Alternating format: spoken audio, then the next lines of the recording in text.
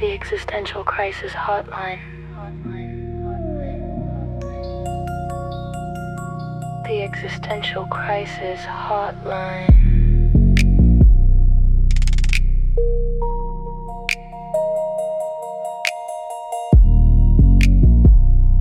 The Existential Crisis Hotline.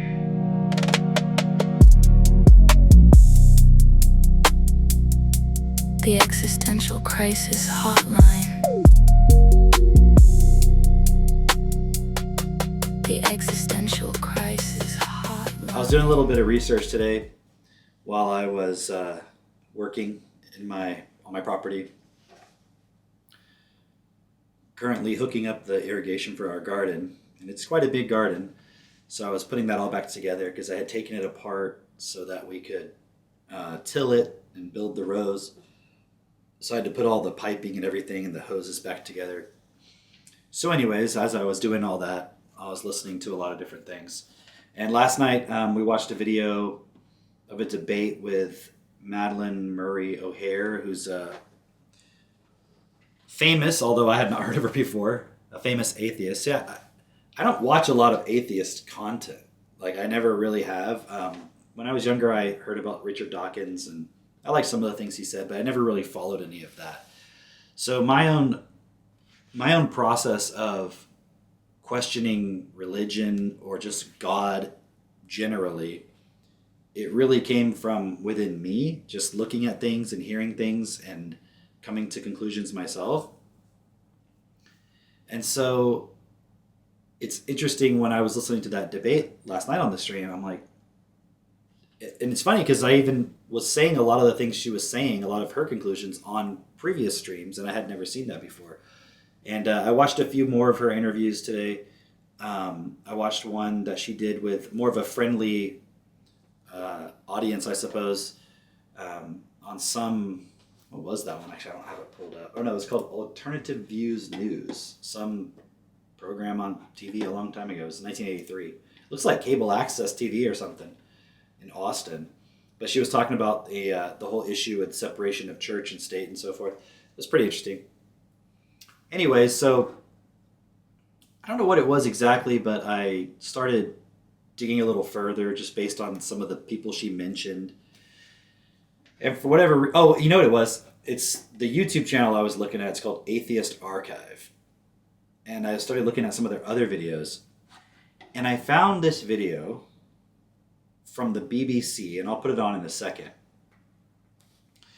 And it's from a BBC program on BBC One in 2012, and it's this sort of free-form debate between, well, the debate topic is there a difference between a religion and a cult? And they have people, I'm just going to give a little context before we jump into it, but they had, they've got sort of an audience, and then in the front row, it's like two sides, and then there's like the host kind of like walking in between in the middle. So they have audience members on both sides, and then in the front row of each side, they have, I suppose, like the experts or whoever it is they want to actually engage in the debate. And so they're all sitting in the front row, like facing each other. And I guess they sort of have it divided between the people who are on the side that there is a difference, and then maybe people on the other side who maybe don't see that there's a difference. But it really ends up being people who are like sort of anti-cult or cult experts or something like that, along with mainstream religious people that have an issue with cults. On the other side, they have some people who are like the leaders of what are labeled cults, and then also people on that side who, there's a woman, for example, she has some kind of degree, she's a scholar, like an academic in ancient religious studies or something like that, and she's on the side of like, there's not really a difference.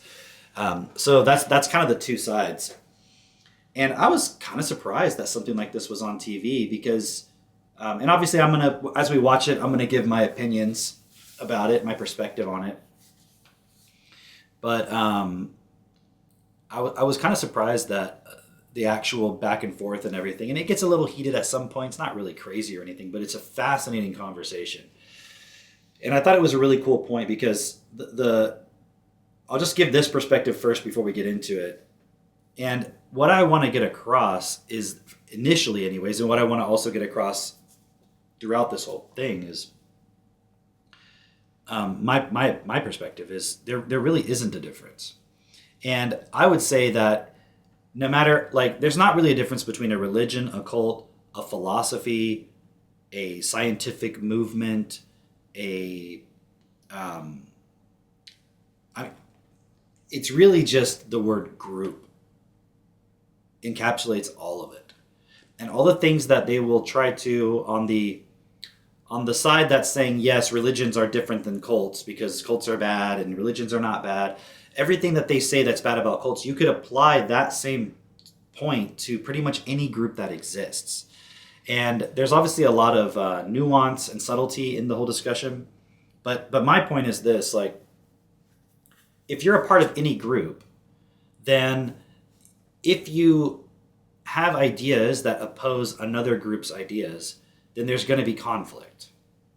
And if one group has higher status in our world, whether, basically through the money system, because if they have a big voice, if they have a lot of media, and they have a lot of support from the other points in the system, like, for example, I think if somebody were to attack the Roman Catholic Church as a cult and really go hard at them, they would get support from people who are not necessarily in the Roman Catholic Church, but might be in another religion, and maybe they would kind of feel like an affinity with, or a kinship in a way, with the Roman Catholic Church. But you're not going to have any of those same groups that would defend some random cult out there, right? And it really seems like there's a fine line between what is considered a religion or just a group in general or a cult. And it's really obvious to me, having the experience of this label being used against me, for example, and against the things that I'm a part of, is that it's really just used to shut you up or to dissuade people from listening to you. It's really all it is. So if you go back in history, you could say that when Christianity was very small, the system at large, whether it's the Roman Empire or whatever, would label that group a cult because that group might be challenging something. So it's really just like a competitive game that's being played. And it's being played through money, politics, laws, media, etc.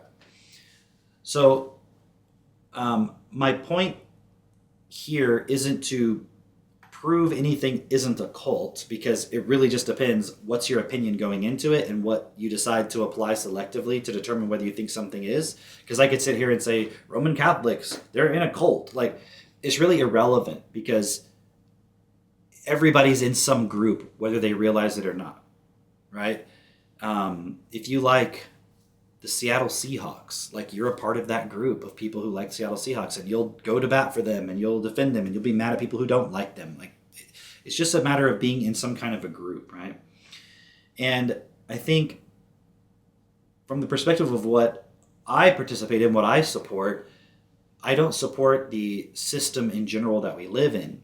Not from a point of judgment of like, oh, you guys are so bad and I'm so much better than you. It's not that. It's just, I am a part of this system. I am here on earth. I'm a human being. We're all a part of it. And I think it's a valuable thing for any one of us to look at what is the problems and say, could we do it better? Especially if our starting point is we want to make it better for everybody, right? Like, if the idea is you want to make it better for everyone, what's the problem with that? And what's interesting is when you say things like that, you'll have a lot of people going against you, saying, you can't do that. You'll never get agreement with everybody. If you try to make it best for everybody, you're going to end up making it bad for some people or everyone or whatever. And so, like, it's almost like anybody who would just say, we should have a world that's best for all and we should all do something about that, like, join me, let's do that together. Because in order to have any sort of influence in reality, you have to have a group of people. You have to have resources like money. You have to have media. You have to have something that you're representing. You have to have standards. You have to have principles. You have to have, you could call them values. I would just call them principles, but usually people think of values as that point. Every religion says that it has certain values, right? But, we've had thousands and thousands and thousands of years in recorded history of all the different groups that have existed here on Earth. And really, with probably very little exception that I can imagine, none of them have really said we need to fundamentally change the system and also fundamentally change human nature, and that it has to be done in a way where it's a voluntary point and that each individual takes it on. And then the moment you try to persuade someone into that, people would say, "Oh, you're trying to get them to join you. You're trying to brainwash them. You're trying to change their mind." And it's like, well, isn't that what everyone's doing all the time about everything? Like, do you think Apple is not trying to brainwash people to use Apple phones? And if they could, and they could get away with it, and they could do it in a way where nobody objects, don't you think they would try to get the entire government to mandate everyone have an iPhone? Right? Like, of course they would. Any company would do that, wouldn't they? Like, playing the rules of the game. So any of the things that are leveled against quote unquote cults, you can just mirror it back and see that it's all happening everywhere all the time. And there is one specific topic that comes up, and they talk about child abuse. So I want to say something now about it, but then it'll go into it, and I'll probably add more comments later. But child abuse is totally unacceptable. And I would suggest, just right off the bat, that our system that we live in is very abusive towards children. Obviously, you could say, well, there's bad individuals and so forth, if you're talking about some specific type of child abuse, right? And that is true. But also, a child is brought into this world and immediately, through the nature of the system, made to feel like they're nothing, they're not valuable, they're not important, and basically they're on their own and they just got to figure it out. So then what? You're in a family, and your family's supposed to stick together and support each other. Well, isn't that kind of a cult? Right? Like, you don't want your child going off to some other family, so you would try to keep them in your family. You could say, well, that sounds like a cult, right? So again, you could say that parents manipulate their children psychologically by telling them that they love them, right? And that, I love you more than anybody, and you should never hurt me, and all these different things. Like, we all know parents do these things. So as we listen to this, as we go through it, I'd like you to just pay attention to the different arguments and everything. And obviously I'm going to give my perspective. So this isn't, in terms of what I'm presenting here, isn't to argue that what I'm participating in is not a cult or it's better, At the same time, though, if you really study the things that not only myself is presenting, but the groups that I'm a part of are presenting, you can look at it for yourself. You can decide, does it make sense to you or not? And if something doesn't make sense, you can talk to other people who they feel it makes sense to them, and you can get their perspective. But at the end of the day, I'm telling you where I stand. I would not want somebody to join a group I'm a part of just because they want to be a part of a group, just because they feel isolated from the system, just because they feel that they want an answer, that they want purpose. There's nothing wrong with any of those. Well, there's nothing wrong with wanting a purpose necessarily, but that's not something I would want to take advantage of and then not support that person to really see for themselves what is that purpose and why would that purpose be best for you. So that's always my starting point, is that anybody I interact with, depending on the context of the situation, obviously, but my general principle in all of it, obviously, when I mean depending on the context, meaning, if you're checking out at the grocery store, you may not have time to get into a very deep conversation about the meaning of life, but I'm still going to treat that person as I would want to be treated. So I would still be applying my principles in that. But at the same time, maybe I say something interesting and then I get to know that person better, and then I could go into a more deep conversation. But my starting point is not to convince this person to believe something that, and take advantage of the fact that they're lost and searching, and then, now shift here and just believe this. And then so they just have a feeling that they found something that matters, because I'm just saying, in terms of who I am, that is irrelevant to me.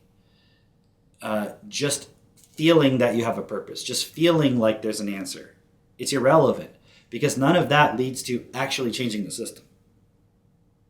Because part of changing the system requires you to take responsibility for who you are and for what you accept and allow.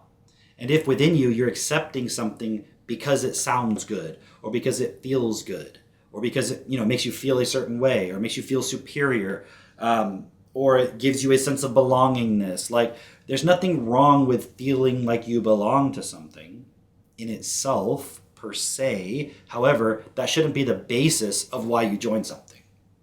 That may be a reason why you join initially.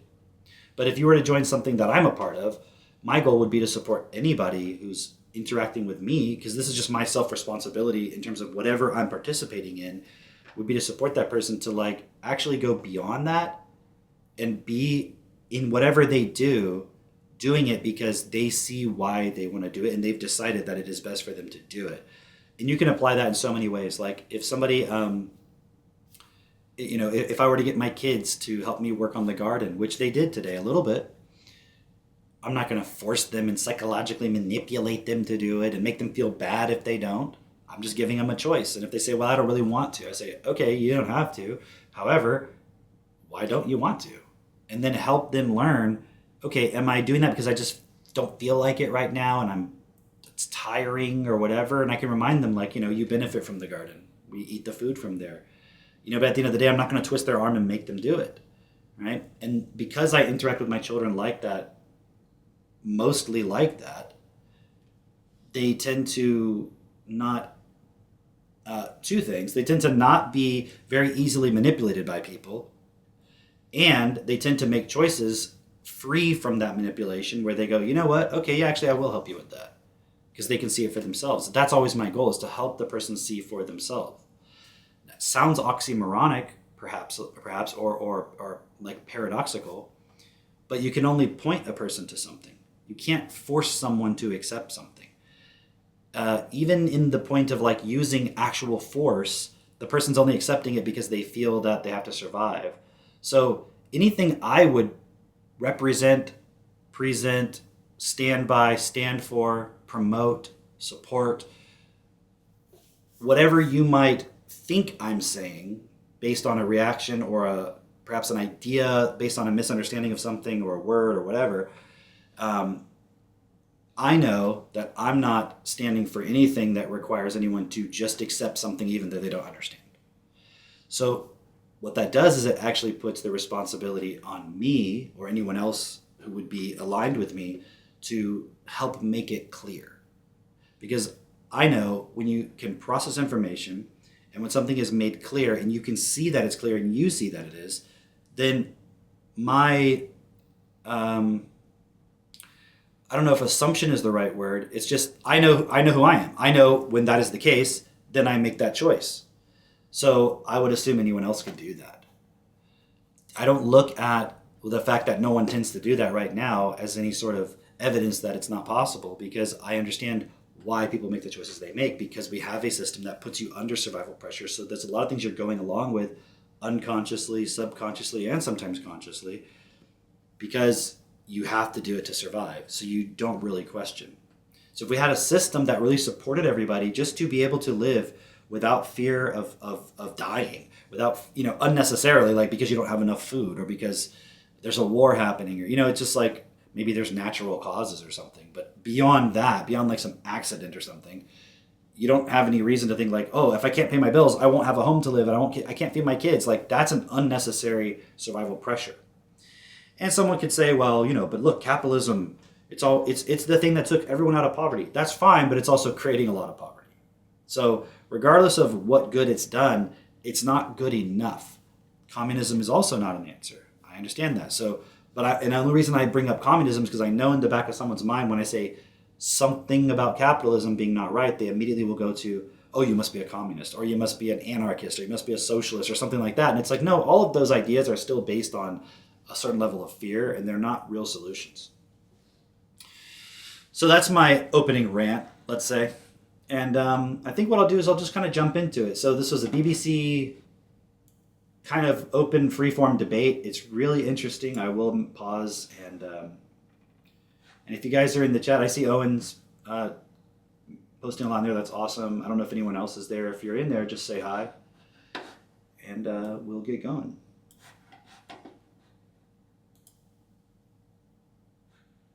Okay. All right.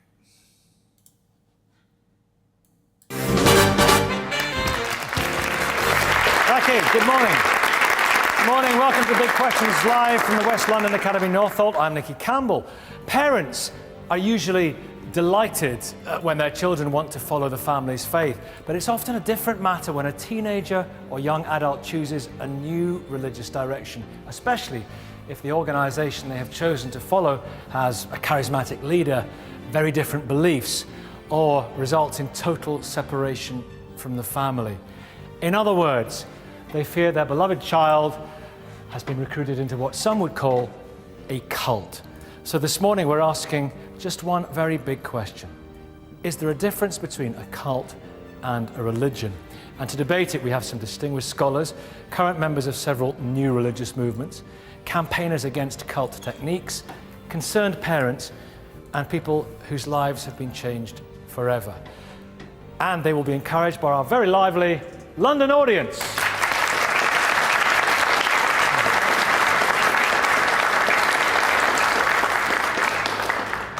As always, you can join in too. Just log on to bbc.co.uk/thebigquestions, where you'll find links to continue this discussion. We've got Glenn Carter here. Hi, Glenn. Head of the Raelian movement in this country, so it's the equivalent of having the Archbishop of Canterbury on. Oh, thank you very much. Let's just go through your beliefs just to remind people. You believe that we're all descended from aliens who came to Earth known as the Elohim? Elohim, yes. Elohim. I believe that life here was created by human beings, by scientists. Right, yes. right. And Jesus and Muhammad We're prophets of them. and Buddha and Moses were all prophets who came from the Elohim. Yes, yes. And your founder, Claude Vorilon, Rael, Yes. he was not abducted. You wouldn't use the word abducted by aliens. He was contacted by aliens. What happened? Yes, well, he was contacted. He went to a place and he was given a message to share with humanity, make no profit out of it, to make no money, just to publish the book and basically give it away, which is what he's been doing for 40 years. And the message is? The message is that life here was created by human beings, just like we as a scientific society are going forward and beginning to learn how to create life ourselves. Is cloning speaking your As cloning, however, creating unique life forms from scratch using genetic techniques, to then that we will, as we evolve in our scientific development, go out to other planets and create, like we have a biosphere in Britain, and we will go out and we will create unique indigenous life to a planet somewhere. That is what has happened here. So we will be the Elohim of the future. Exactly. For other. That is the never-ending cycle. Right. Okay. And for you, it's immortality is through cloning. Well, all we believe is that there is no ethereal God, no sort of mysticism in that respect. So what we believe is that there is only an afterlife if science creates one. That there isn't. We don't do our work. We're not evangelical at all. What people come to us, they find a book in a bookshop or they search us out online. But if they come to help other people find that message if they wish to, not for a reward of eternal life. That's because we don't believe there is one unless science creates one. And how do you feel about the regime? So I'll just pause real quick on that because I don't know if any of y'all have ever heard of Raelians. Have you guys heard of that before? Have you heard of Rael and Raelians? Oh, hey, Kevin. Yeah, I was wondering who Can671 is. What's up, Kevin? Let me minimize this. I pulled up, because I watched this earlier, and as I was watching it, I was like, I remember, if I had to guess, I would say maybe like 1998, something like that. I remember hearing about this group, and it was specifically around the concept of cloning, because he mentioned cloning. And so think about that for a second. I didn't know anything about Raelianism, or Raeliism rather, but I remembered the word, and I remembered it had to do with cloning.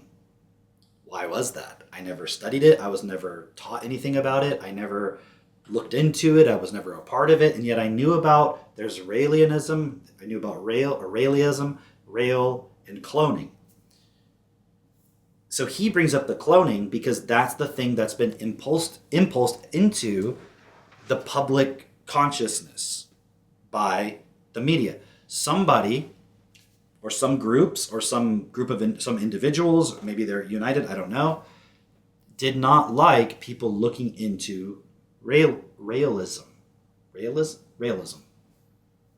So about a lot of hit pieces were put out. And, I don't know if they were necessarily hit pieces like super negative or whatever. Yeah, Gaitan, you've heard of it? Okay. It's in Canada. I guess I'm going to look into it in a second. But I just wanted to make this point that I had heard of it and I had heard about the cloning. Like those two words were associated. That's the only thing I knew about it. And I remember there was something about some other topic in the news at the time that had to do with cloning. Maybe it was the sheep, Dolly or something. I'm not quite sure. But there was clearly a effort at some level to disparage this group. So it's like, you don't want to look at it. Now, does that imply they have the truth about reality? Not necessarily. But going back to what I said in my opening monologue, the point is it's groups competing for attention. So maybe the Catholic Church doesn't want people to look at that because they might be attracted to it, and then they would lose them as a member of the Catholic Church, which means they lose influence, they lose money, etc. Or maybe any church would feel that way about it. Now, the question is, what groups, like the Catholic Church or whoever, have the, let's say, power and network and money in the system to insert things into the news to negatively paint this group, or to paint this group in a negative light. And I don't know if that was the Catholic Church, but it could have just been somebody who was not even religious and had some reason they wanted to do that. But the thing is, when you think about the news, especially prior to social media, so I'm talking about when I was in maybe middle school, high school, I'd heard about this group. There was no social media in the sense of online social media. I mean, at all. There was no Twitter. There was no YouTube. There was websites, but most people did not go to websites for their news. Most people were just watching the TV, whether it was just the local TV channels or whether it was like a cable news channel.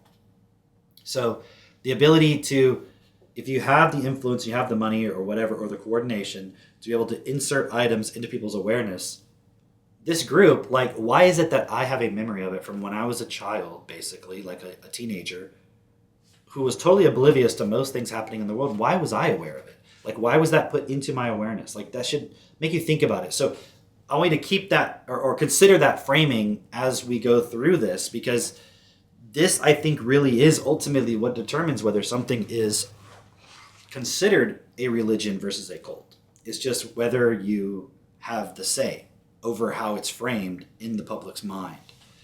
And that has a lot to do with your status in the money system. So anyways, just out of curiosity, I looked into it. And I gotta say, that is a wild logo. Like, that is wild. I was not expecting that. So, I mean, it's on Wikipedia, so I hope I don't get reported or something for showing this. But damn, that is crazy. Raelism. Oh, it's also known as Raelianism. Okay, so I wasn't just being... Yeah, okay. A UFO religion. See how it's like framed? It's a UFO religion. In the 1970s. Wow, I didn't realize it was that old. Claude Vorilhon, also known as Rael.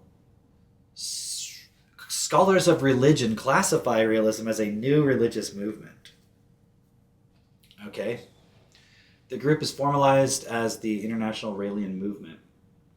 They teach that an extraterrestrial species known as Elohim created humanity through their advanced technology. Well, let's look that up.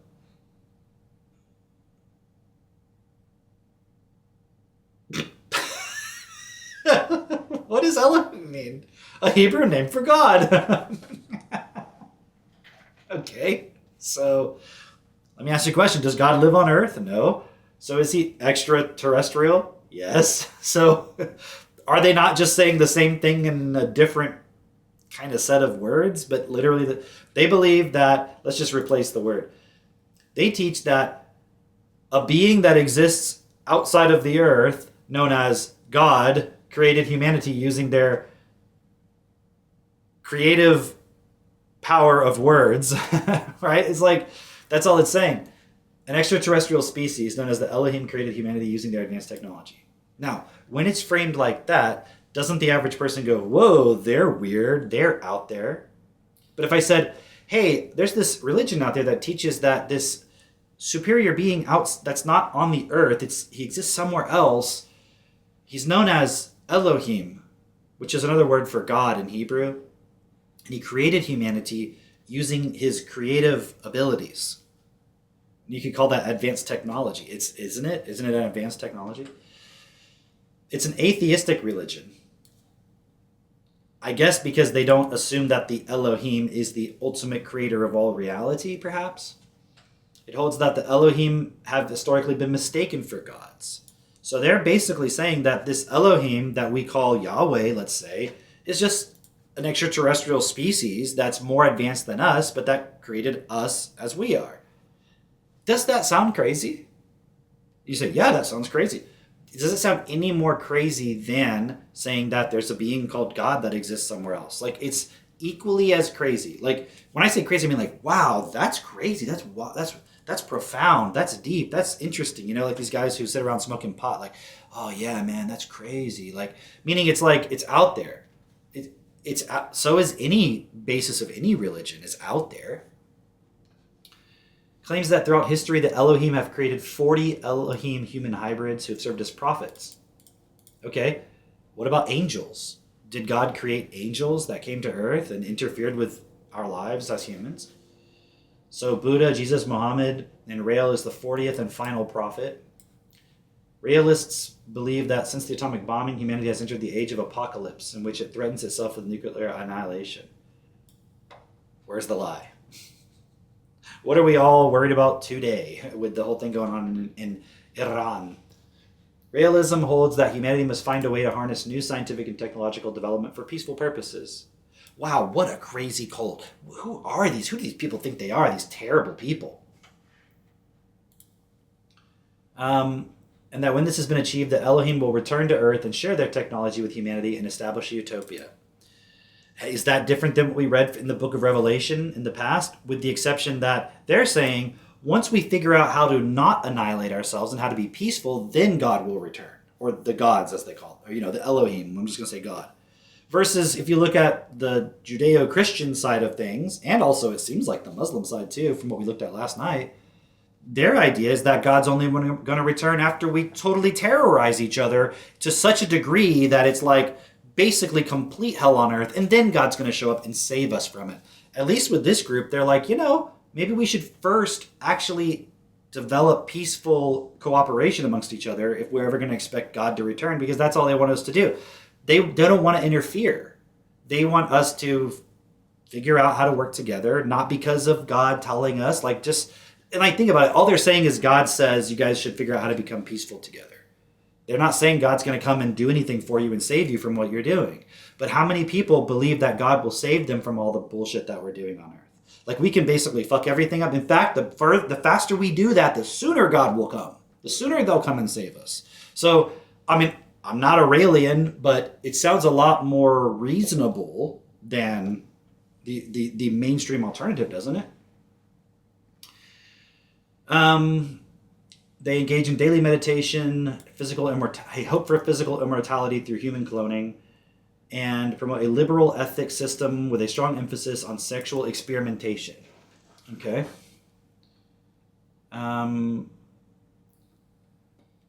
Rael established in 1998.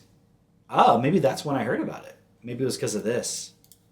He established the Order of Angels, an internal, all-female group whose members are largely sequestered from wider society and tasked with training themselves to become the Elohim's consorts. Now we're talking. All right. It sounds weird, doesn't it? But I don't know. I don't know what the details are of what they're talking about. So they initiated Clonaid, an organization engaged in research in human cloning. Yeah. So this was when I heard about it, when I was a kid. It was around, I hadn't even read this. And remember I said probably 1998, because I was remembering where I was at the time. I remember I was at my grandparents' beach house, and it was in the summer. And so I have the memory of when I heard this, because it was on the news. So it matches up exactly what I was saying. So they started getting into the cloning stuff, and that's when people were like, I don't know, cloning is, it's like immoral, it's against God. That was like the argument, right? That was around the time when people were starting to think about, should cloning even be allowed?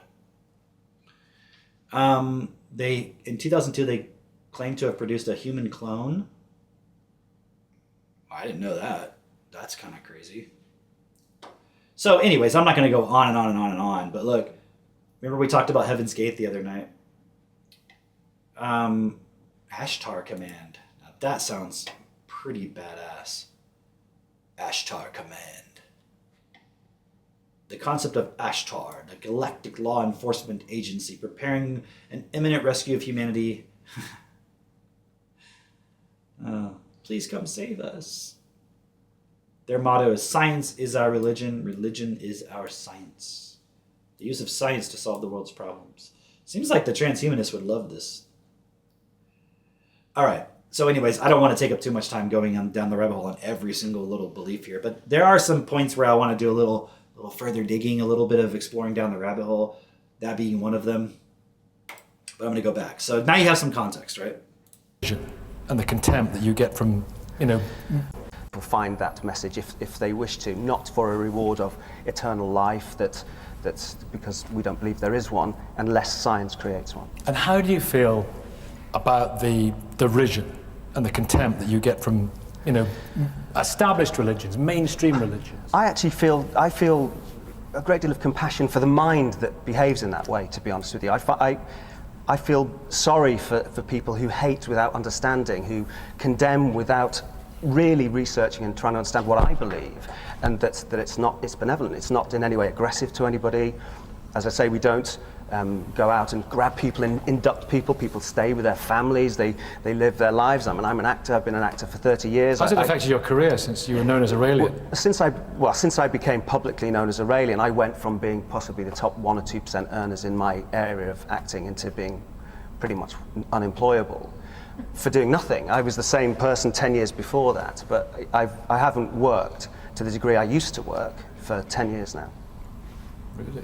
But that is a level of discrimination which I don't think is intentional. I don't say people say he's in a cult, therefore he shouldn't be allowed to work. Yeah. I think people are fearful, and they say, because what I hear is that, oh, he's not necessarily a good member of a company. Or so something's going. Francesca, is it, you know, people are derisive of beliefs like this. Is it any different from, some would argue, it's no different from believing in a virgin birth or resurrection or whatever? I think there's no difference at all between a cult and a religion in terms of what it's doing for the members of those religious groups. It's fulfilling no difference.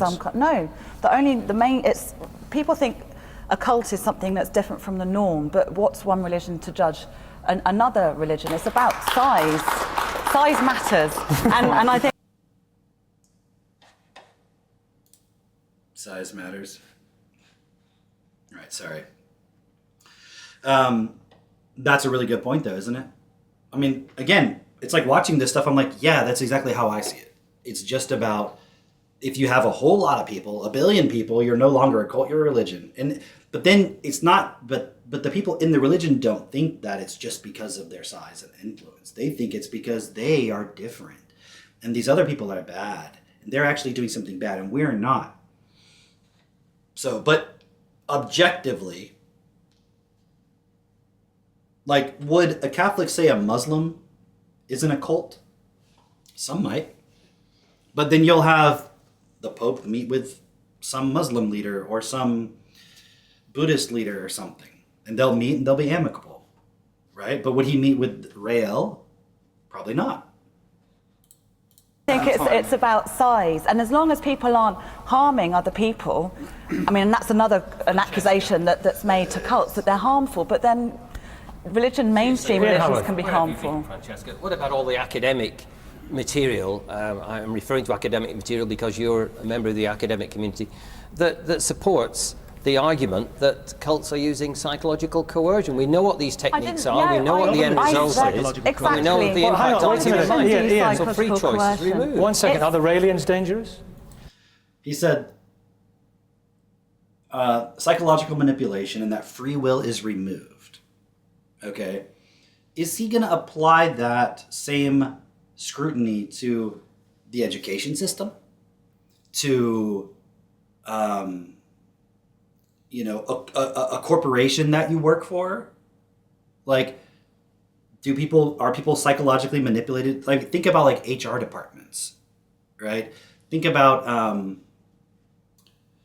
like go back to 2020 and like after the 2020 election, or no, sorry, I'm sorry, 2016 when Trump won, you had the Google CEO in a company meeting where they had recorded it and leaked it saying, we have to stop, we should have stopped this from happening. We're not going to let Trump win again. We're going to do everything we can and leverage all of our technology to not let that happen. I'm like, isn't that psychological manipulation of like the masses? They own at the time, the biggest search engine. I mean, still obviously, but that was before ChatGPT. Like Google decided what you see. And Facebook, these companies decide what you see and how it's framed. They decide if you want to talk about what happened in 2020, for example, or they don't want you to talk about it. Is that not so where's the free will in that?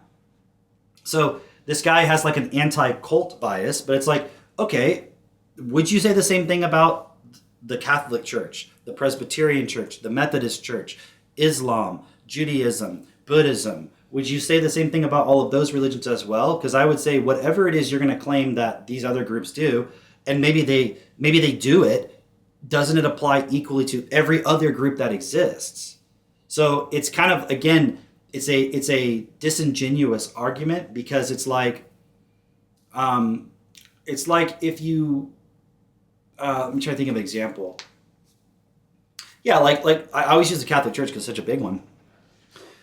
If you were to go there and say, I'm in this group and they're telling me that, somebody, I have to sacrifice myself for this being called Jubajar, and this being Jubajar died for me, and they want me to like do like certain like meditations and stuff to him, they'd be like, oh no, they're manipulating you. And then you would say, well, but aren't you doing the same thing over here, like manipulating people, making them feel like your sermon is saying that we'll literally go to hell if we don't accept Jesus? Isn't that manipulation? And they're like, no, it's good because Jesus is real. And you're like, well, okay, show me. So it's like, but they don't actually think that the other groups are doing something different than they're doing. They know that these groups are doing the same thing. It's not a good faith argument, right? It's kind of like, I'm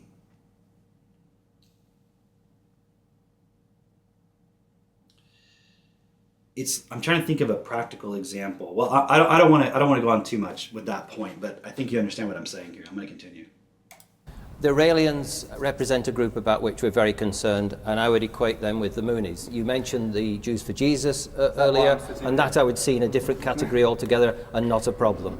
But for legal reasons, I have to word things in a particular... So he said, this will come back later, he said the Jews for Jesus, which is some other movement, he said that they're not a problem.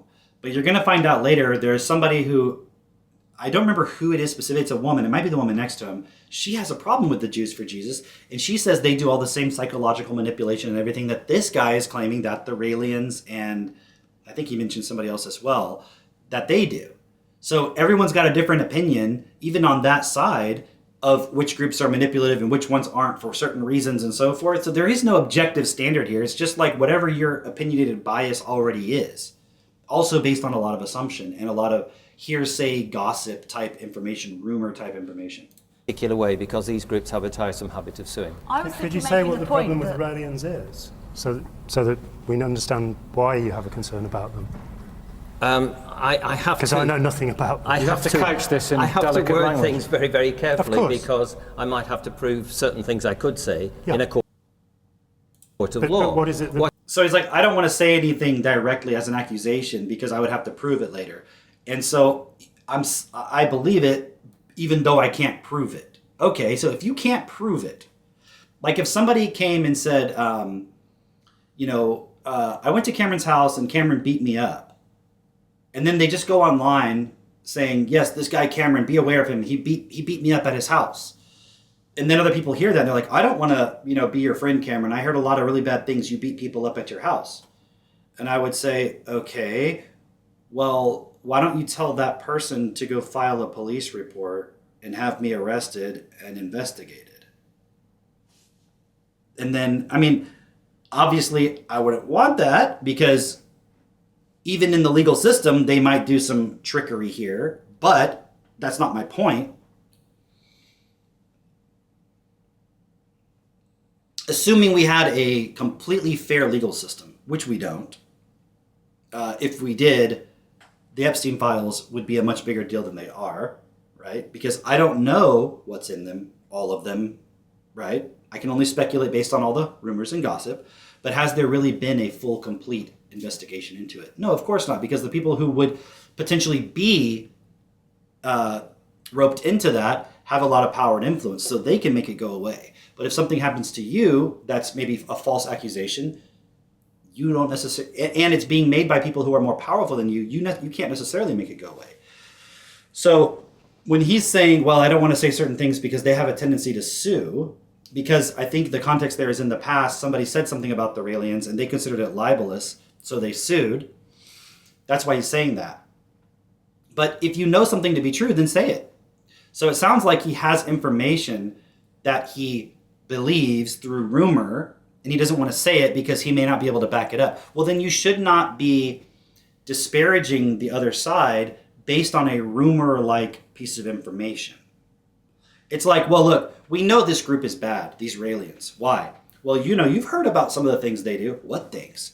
Well, I don't want to say because, I might have to actually prove it in court. Okay, so you don't have proof that would satisfy a court to make this claim? Well, no, I mean, but I have heard things. I'm like, so your assumption is that this group is bad because of things you've heard that you can't prove. Now, why are you assuming they're true then? Because my point is you already have a bias that they're bad. Now the question is, why do you have that bias? This is a guy, I don't know him, but it seems like based on his description, he's a guy who investigates cults. Okay, dude, then fucking investigate Roman Catholicism. Investigate all the abuse there. Investigate all the psychological manipulation there. You won't do it because his whole purpose actually is he's like a Agent Smith in the system to stop anybody who might present any challenge to the people who are already in power. That's really what it is. What I can say is that the same concerns that families have that call me when they have loved ones who've become involved in one of the groups about which we're concerned, in terms of those loved ones becoming.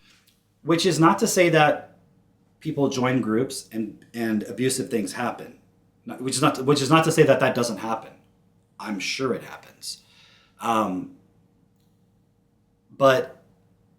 I don't know if I want to go into this point yet. Maybe I'll say something here and I might expand on it later. Imagine you were a Muslim and your whole family was Muslim. And then one day your spouse decided to be Catholic. And then you call the Muslim counselor and the Muslim whatever.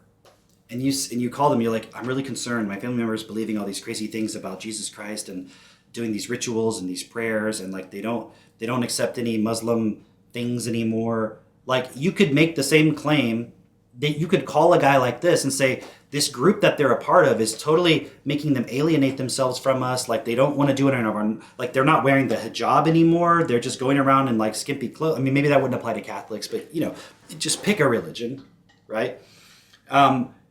Of course, because you as the family that has one belief system, now you have somebody who's going outside of it, you're going to see that as a problem, right? Especially if, as being a part of that group, you started to see things differently. You're like, hey, why are you making us wear these hijabs, or not hijabs, what's like the burqas, whatever, right? Why are you making us wear these burqas all the time?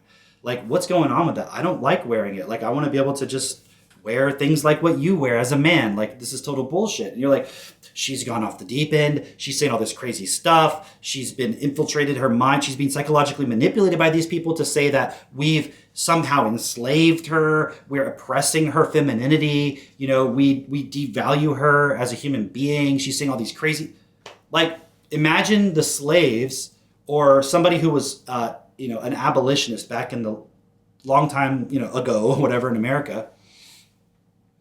And let's say there's a family of slave owners, right? And then their teenage son goes to like an abolitionist meeting, And he's like, oh man, like we're enslaving these people at my family's plantation. He comes home and he's like, Dad, Mom, I'm starting to think differently. Like the slaves that we have, they're human beings too, just like us. And it's not right what we're doing. Like they don't have a choice, like whatever. I mean, I'm caricaturing the whole idea of slavery, okay? But let's say he sees this as a valid point. And I mean, obviously it doesn't make sense to enslave people. But I don't know how he would frame it necessarily. But they would go, oh my God, he's going to these secret meetings about telling people that our slaves are human beings equal to us. Like, no, in our religion, it says that, the mark of Cain, and these people are cursed and like we have a right to do this. Or they'd have some science stuff that says, look at the size of their cranium. They're actually inferior to us, or whatever justification they would have. They would see that this person was being sucked into a cult and they're suddenly turning against their family because the guy's like, I don't want to be a part of this anymore. I don't like what you're doing here. And you say like, look, he's being so hostile to us. They're isolating him. They're taking him away from his family. And you see, like, it just depends on what side you're on and whether you're in a position of influence, power, etc. That's all it really comes down to.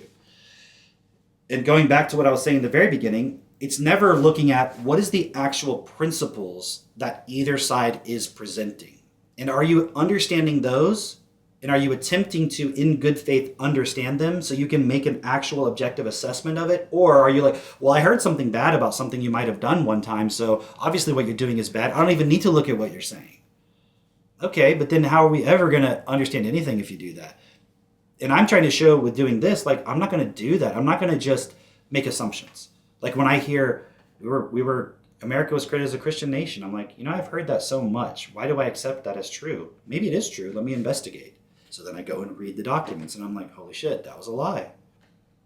So you don't actually investigate and use your reason and you stick with some bias or opinion you've already assumed it's bad, then you're just being dishonest with yourself. Alienated, changing for the worse, and so on, are the same things that we've heard about people who become involved in the Raelians. And I've talked to people who are ex-members of the Raelians. What you're actually using there are psychological manipulative techniques to turn the opinion of an audience against the Raelian movement. Even now, just wait 1 second. You're saying I could offer information, but I can't just in case. But take it from me, I'm a scholar, that you and those people are bad. What you haven't done is say anything that's real. You've just passed an opinion. You've used manipulative techniques to do that. And yet I am sat here, 1 second, yet I am sat here being honest with you, be honest with me. Glenn, thank you. Great point. Like the guy was doing a subtle manipulative tactic. But when he does it, it's okay. Why? Because his viewpoint is accepted in the system because he's defending the system. So everyone's minds automatically lock in and say, good guy, bad guy. Let me talk about... So in other words, they don't hold the same standard. If he does a psychological manipulation, no, he's just telling the truth. But if you were to analyze it in a logical way, this is one of the benefits when I studied mathematics in university, is we took courses on logic and the actual structure of logic and understanding when you take a statement and you could break it down into its logical structure mathematically. And then you can mathematically calculate what is the truth of this or what is the form that it's taking. If you study rhetoric and debate and so forth, you learn about fallacies, right? So you learn about when somebody says a certain structure of statement, you can identify, actually, that's a fallacy. When someone says, look, I went to Harvard, okay? That's an appeal to authority. What is you going to Harvard? So anybody who goes to Harvard can never know anything wrong or say anything wrong, and they're automatically right about every single thing. Even in the field they study, they're always absolutely right. Okay, really? So there's never been a Harvard professor who was ever involved in a scandal, never was found falsifying information just to further their career. Well, yes, but that's just one bad person and But you can't. So then you see they'll switch the point. But my point is just that would have been an appeal to authority, right? Well, like I have a degree in so who gives a fuck what your degree is in? Imagine saying, well, I have a degree in philosophy, so I know what the truth is. Okay, line up 10 philosophers and tell me if they agree on one fucking thing. They won't.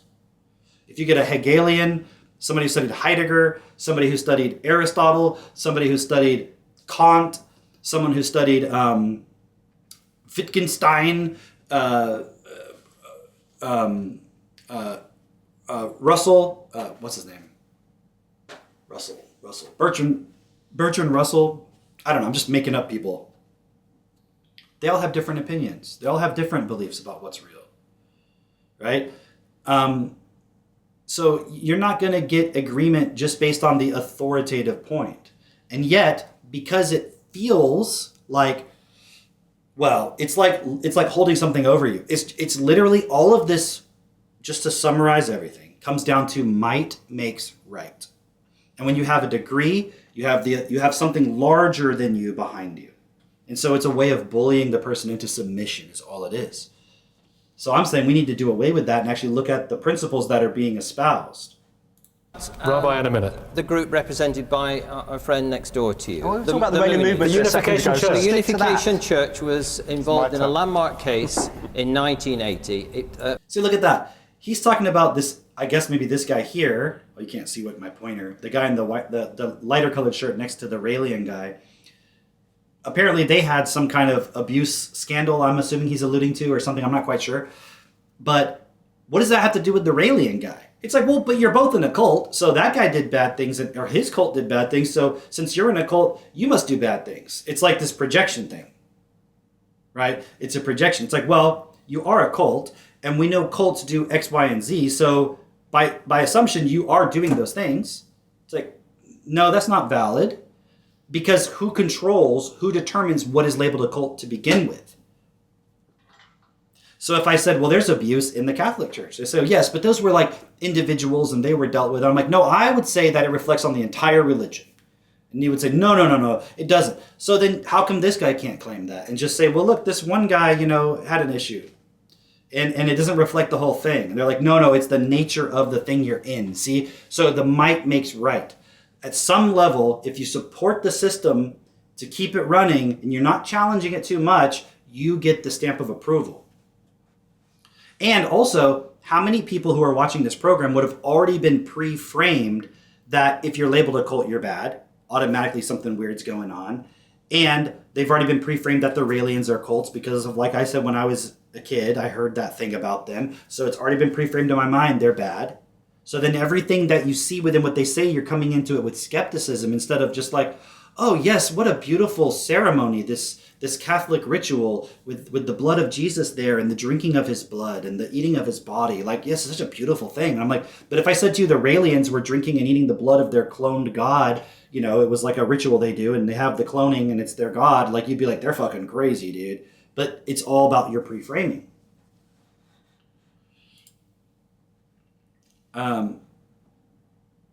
Yeah, that's weird, dude. I'm looking at the AI moderator moderating Sandra's comments, and he's not even saying anything bad at all. All he said was because the Catholics never had scandals, and it deleted that as hate speech. I will figure out later how to turn off that bullshit. I think it's just, I did, when I started doing the live streaming, I was just like, let me just start doing it. I didn't go into all the back dashboard of all the different settings and stuff. So I'll have to figure that out later. So sorry guys, if you get moderated, it's not me. But I'm sure I have some level of control over it. I don't know. And then chat paused for scrolling. I think I did it by accident. And then he said, haha, moderator won't let me talk shit about Catholics. And it deleted that as hate speech. Oh my God, dude. See what I mean? Say something like, say something similar to that about a group that's not real. Or maybe even a group that is real. Like, not Scientology, that might not work. Say it about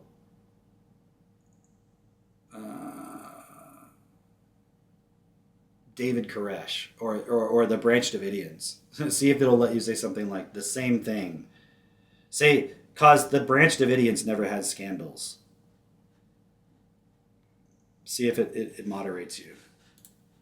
Finished up in the High Court where the Moonies sued the Daily Mail. Yeah, the Daily Mail won the case.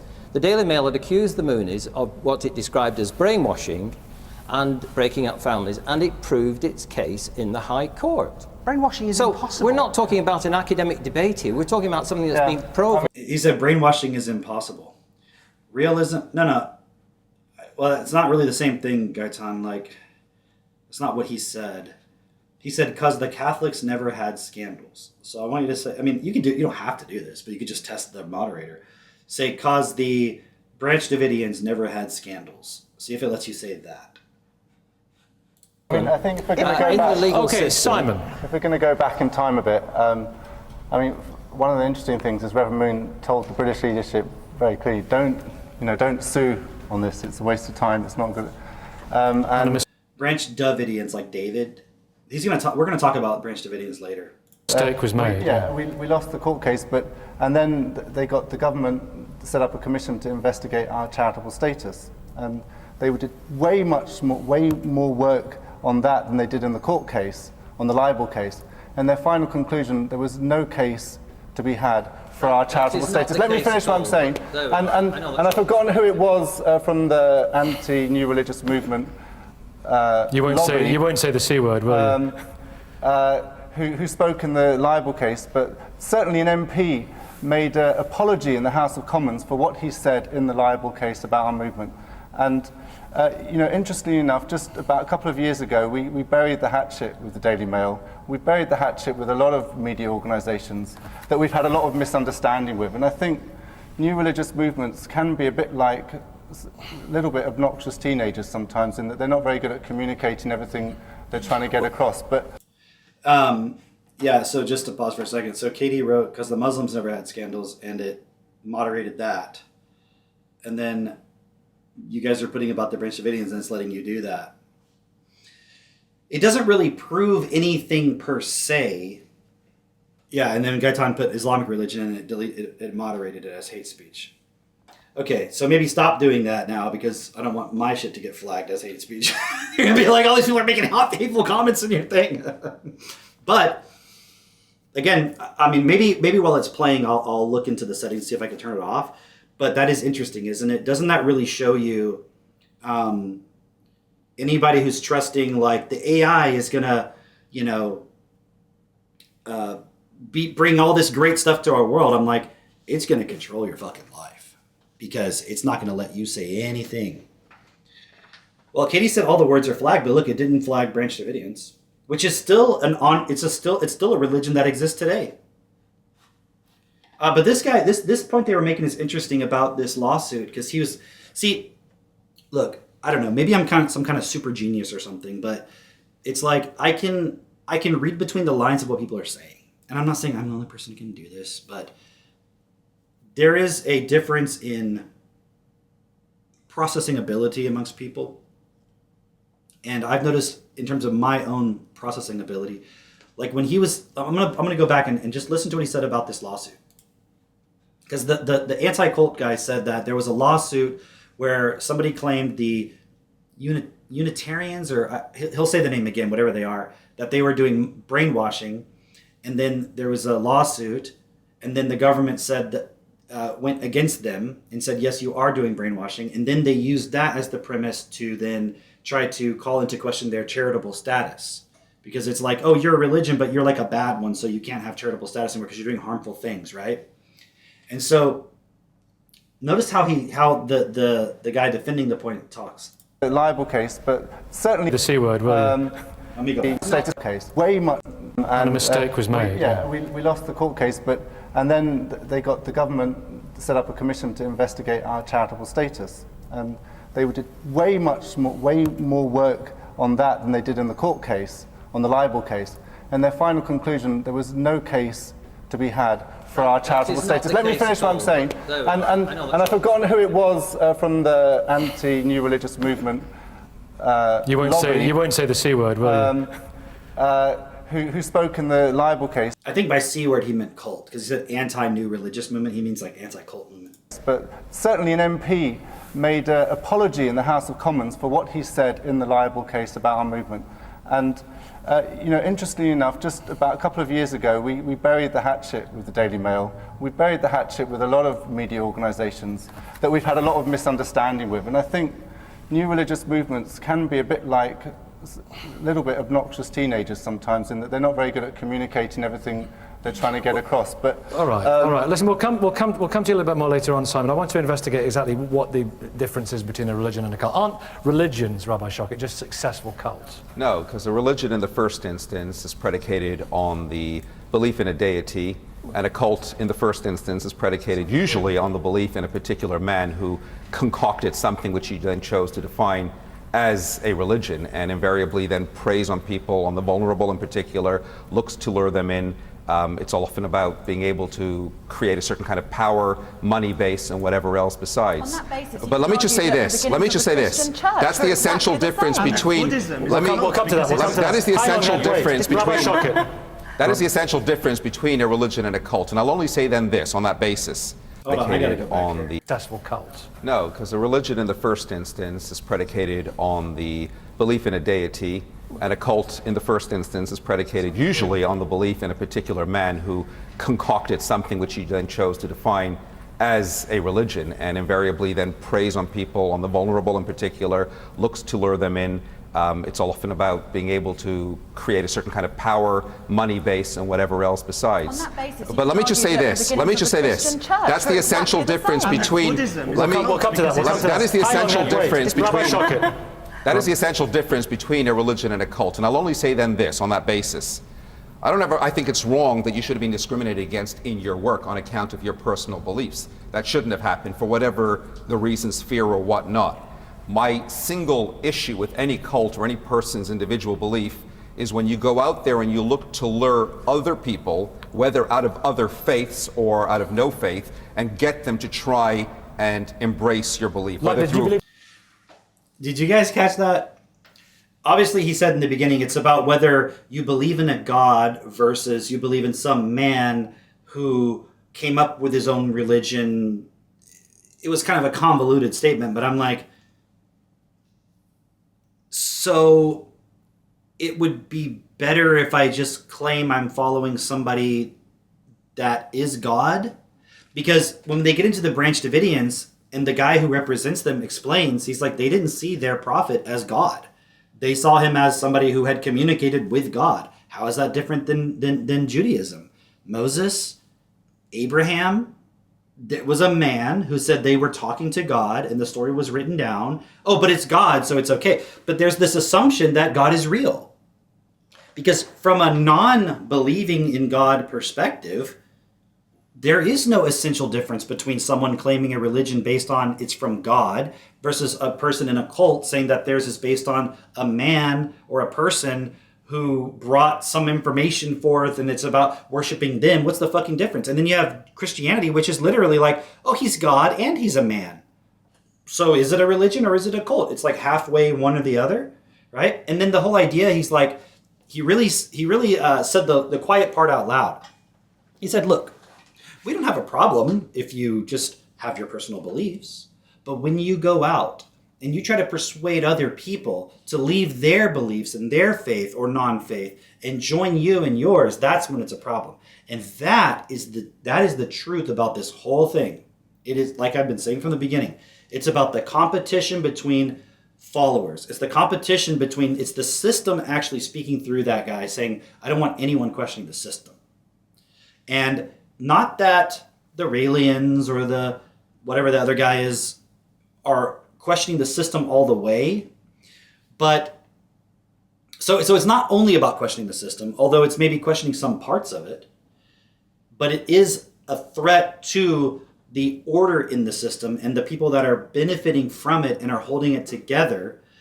It's a threat to their position, because if the Raelians were very persuasive and they got 3 billion people on their side, that would present a threat to the people who already have those 3 billion people following whatever they're doing. So it's fascinating because this whole thing really comes down to, we live in a competitive system where everybody just wants people to follow them because then their position is secure. That's what it comes down to. And the ironic thing is, if a cult person said, yes, we just want followers so we can have money and so we can have influence, they'd be like, see, that's all you care about. But that's literally what all the other groups in the world are doing. And again, I'm going to say it probably a million times tonight, it's not about that. Because then you could say, well, all religions, every group, they're all bad. It's about what are the principles that you're bringing forward into the world? What is the starting point of what you're doing?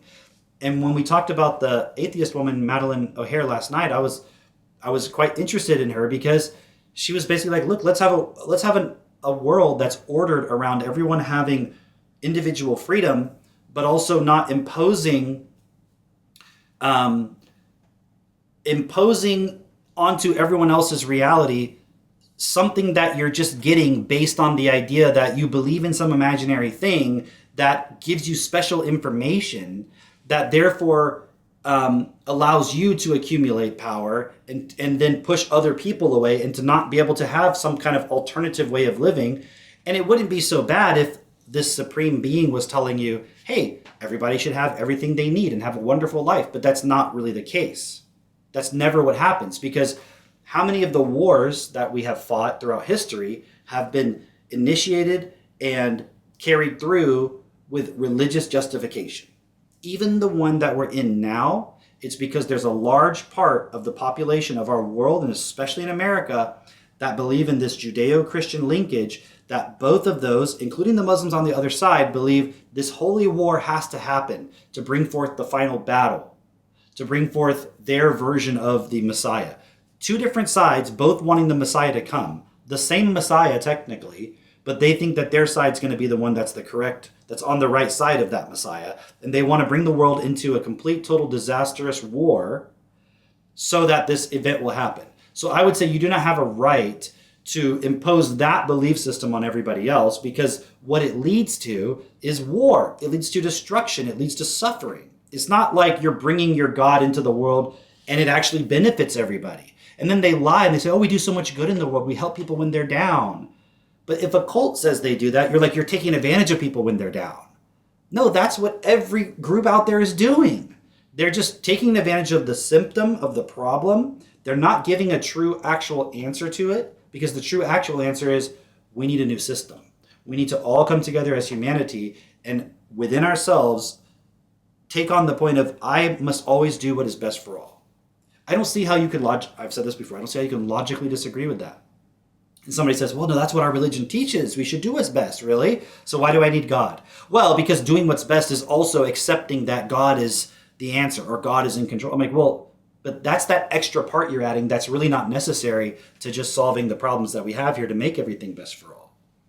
Because again, then you're in a competition of, well, which God is it? That's never going to be resolved. The Jews So for the Jesus. Labour Party. Wait. Like the Labour Party, he said. You believe the Jews for Jesus do this, don't you? The Jews for Jesus do this in a very big way. It's Jews known for Jesus. that. Jews for Jesus are a bunch. Okay, this is what I was talking about. That first guy who was like the cult expert or whatever, he said he put the Jews for Jesus in a totally different category than the Raelians. Like, that they weren't doing necessarily the bad things that the Raelians were doing. But now the Jewish guy, who's a rabbi, so he's representing, I'm assuming, like the Jewish religion, Judaism, he has a problem with the Jews for Jesus, and he says they're highly manipulative and mind-controlling. Bunch of Jewish people who've come to see that Jesus is the Jewish Messiah. We believed, as you all know, classic Christian belief, that Jesus died for our sins, rose from the dead. This is what we believe. And we're like, so who would I share this with? I'd share it with my people, with other Jewish people, just like me. So I believe he's the Jewish Messiah. If somebody doesn't want to talk to me, I don't lure them, I don't try. I stand on the street, I wear a big t-shirt so everyone knows exactly what I believe. And I say, hey, what do you think about Jesus? Don't want to talk? Don't talk. Want to talk? Let's talk more. But I don't stand on the street and stop, I don't know, vulnerable Christians or whoever else besides and say, hey, what do you think about Judaism? I don't look to lure them into my faith. That's your choice. That's cool. It's up to you, man. I grant you that, but that's why I say anything that essentially takes away other people's critical thinking, and particularly, and I know a lot about Jews for Jesus over the years, and I've encountered so many of them, particularly those who are vulnerable and have their minds, if you like, ensnared in some kind of brainwashing technique. And But what's that different about I'd love to meet bringing them. up a child in your religion and the fact that they're born in that religion, they grow up in that religion, they know nothing else? In what way is their mind not ensnared in a sense? They are always left with an open mind to be able, and there are many, sadly, if you like, Jews who walk away from their Jewish faith. I know, again, categorically. I have to be careful here, obviously, because certain groups do have a lot of power in this world, right? A lot of say. But, I like to observe lots of different mindsets, perspectives, right? And I think of someone like the comedian Dave Smith, who's also he's Jewish and he's also a libertarian. He even ran for president as a libertarian. And he's a very interesting guy, but he's very anti,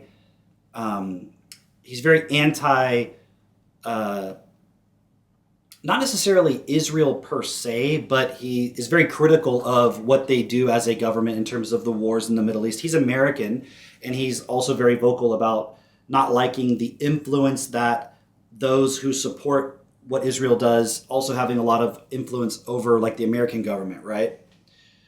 And so all of the people who are on the side of like in the Jewish religion, in Judaism, or let's say, and also therefore, not categorically, but the ones who are in Judaism, but then also support like Israel kind of completely, right? Like they see it as a part of their Judaism, right? They see someone like Dave Smith as, they have this term, self-hating Jew. They would say he is someone who hates his faith and he hates his people. And why does he hate his people and all that? So when this guy's saying like, hey, like in our religion, like we teach people to have an open mind. And so unfortunately some people leave or whatever, but it's all about having an open mind. And that is categorically not true. Now I can't speak for this person individually, but when you look at the net effect of that, that is absolutely not true. It's not particularly different than any religion or any group from that perspective. But I think he's being disingenuous. Right. Again, I don't know this person, but there's plenty of examples if you look out there at people who represent themselves as part of the Jewish faith that are extremely critical against anyone who leaves the faith or anyone who is Jewish who doesn't represent exactly their perspective of what Judaism is or what that implies in the world.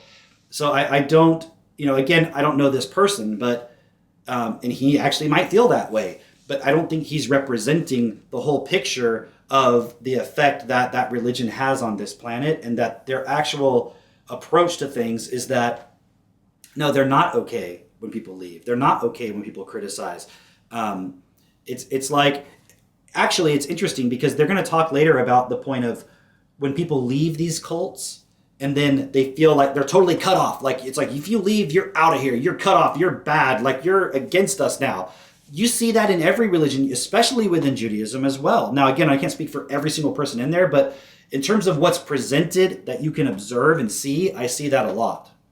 So it's just, but because in the system, Judaism, Christianity, perhaps Islam to some degree, is seen as a monolithic point of like accepted authority in a way, he can say things that are really not true and he can get away with it. Whereas someone in the cult, they have to like overly defend, overly explain, and like totally defend everything about them. Whereas if you're coming from something that's accepted in the system, you do not have to do that. You can use psychological manipulation.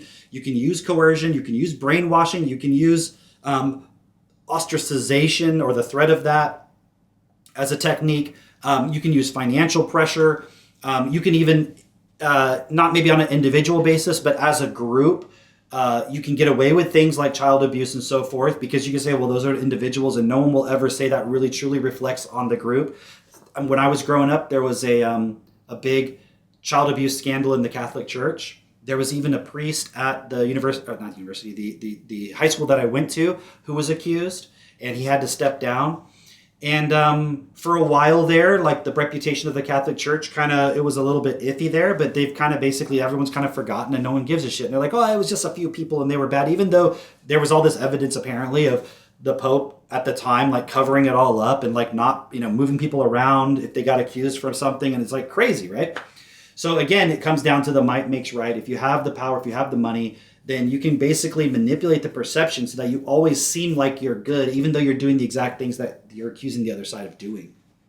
That Jews for Jesus uses clear brainwashing techniques, befrienders, what have you, things that are done to ensnare them. But you just believe you've got good news, don't you? Yeah, I mean, I just hang out with people in coffee shops. It's, Starbucks, Costa, these are my offices. This is where I hang out with people. I don't really use a technique other than, the Bible, I suppose. Jews for Jesus is a deceptive term. Really? That's one of the problems. Linda, why is Jews for Jesus a deceptive term, Doctor? Because to be Jewish, you don't believe in Christ, okay? So Jews for Jesus is a deception that Jewish people can retain their Judaism while believing in Jesus Christ. And they That's odd, what she's saying there. That's very odd. Does a Jewish person have to believe in Judaism? No. Well, lady, sorry. No, a Jewish person is not to believe in the religion of Judaism to be considered Jewish. Jewish identity is commonly defined as an ethno-religious group, meaning it encompasses both ancestry, culture, and religious belief. A person born to a Jewish mother, according to some movements, remains Jewish even if they're atheists, agnostics, or practice another religion. Over 60% of U.S. Jews believe Jewishness is primarily about culture or ancestry. So over 60% of Jews in the U.S. disagree with what she's saying right now. Now, they may not agree that it's okay to believe in Jesus. It's not specifically saying that, but if she's saying being Jewish means you don't believe in Jesus, that's not true, because not believing in Jesus implies you're believing in the Jewish religion, because otherwise why would it matter if you believe in, like, okay, so wouldn't being Jewish mean you can't believe there's not a God?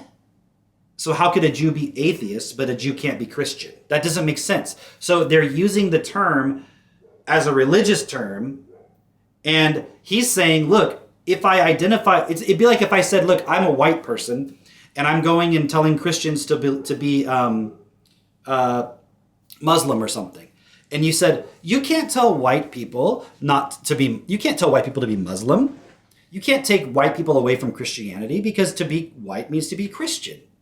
It's like, well, no, it doesn't actually. And imagine this scenario. They're okay if I don't make them Muslim, but they're okay if I make them atheist.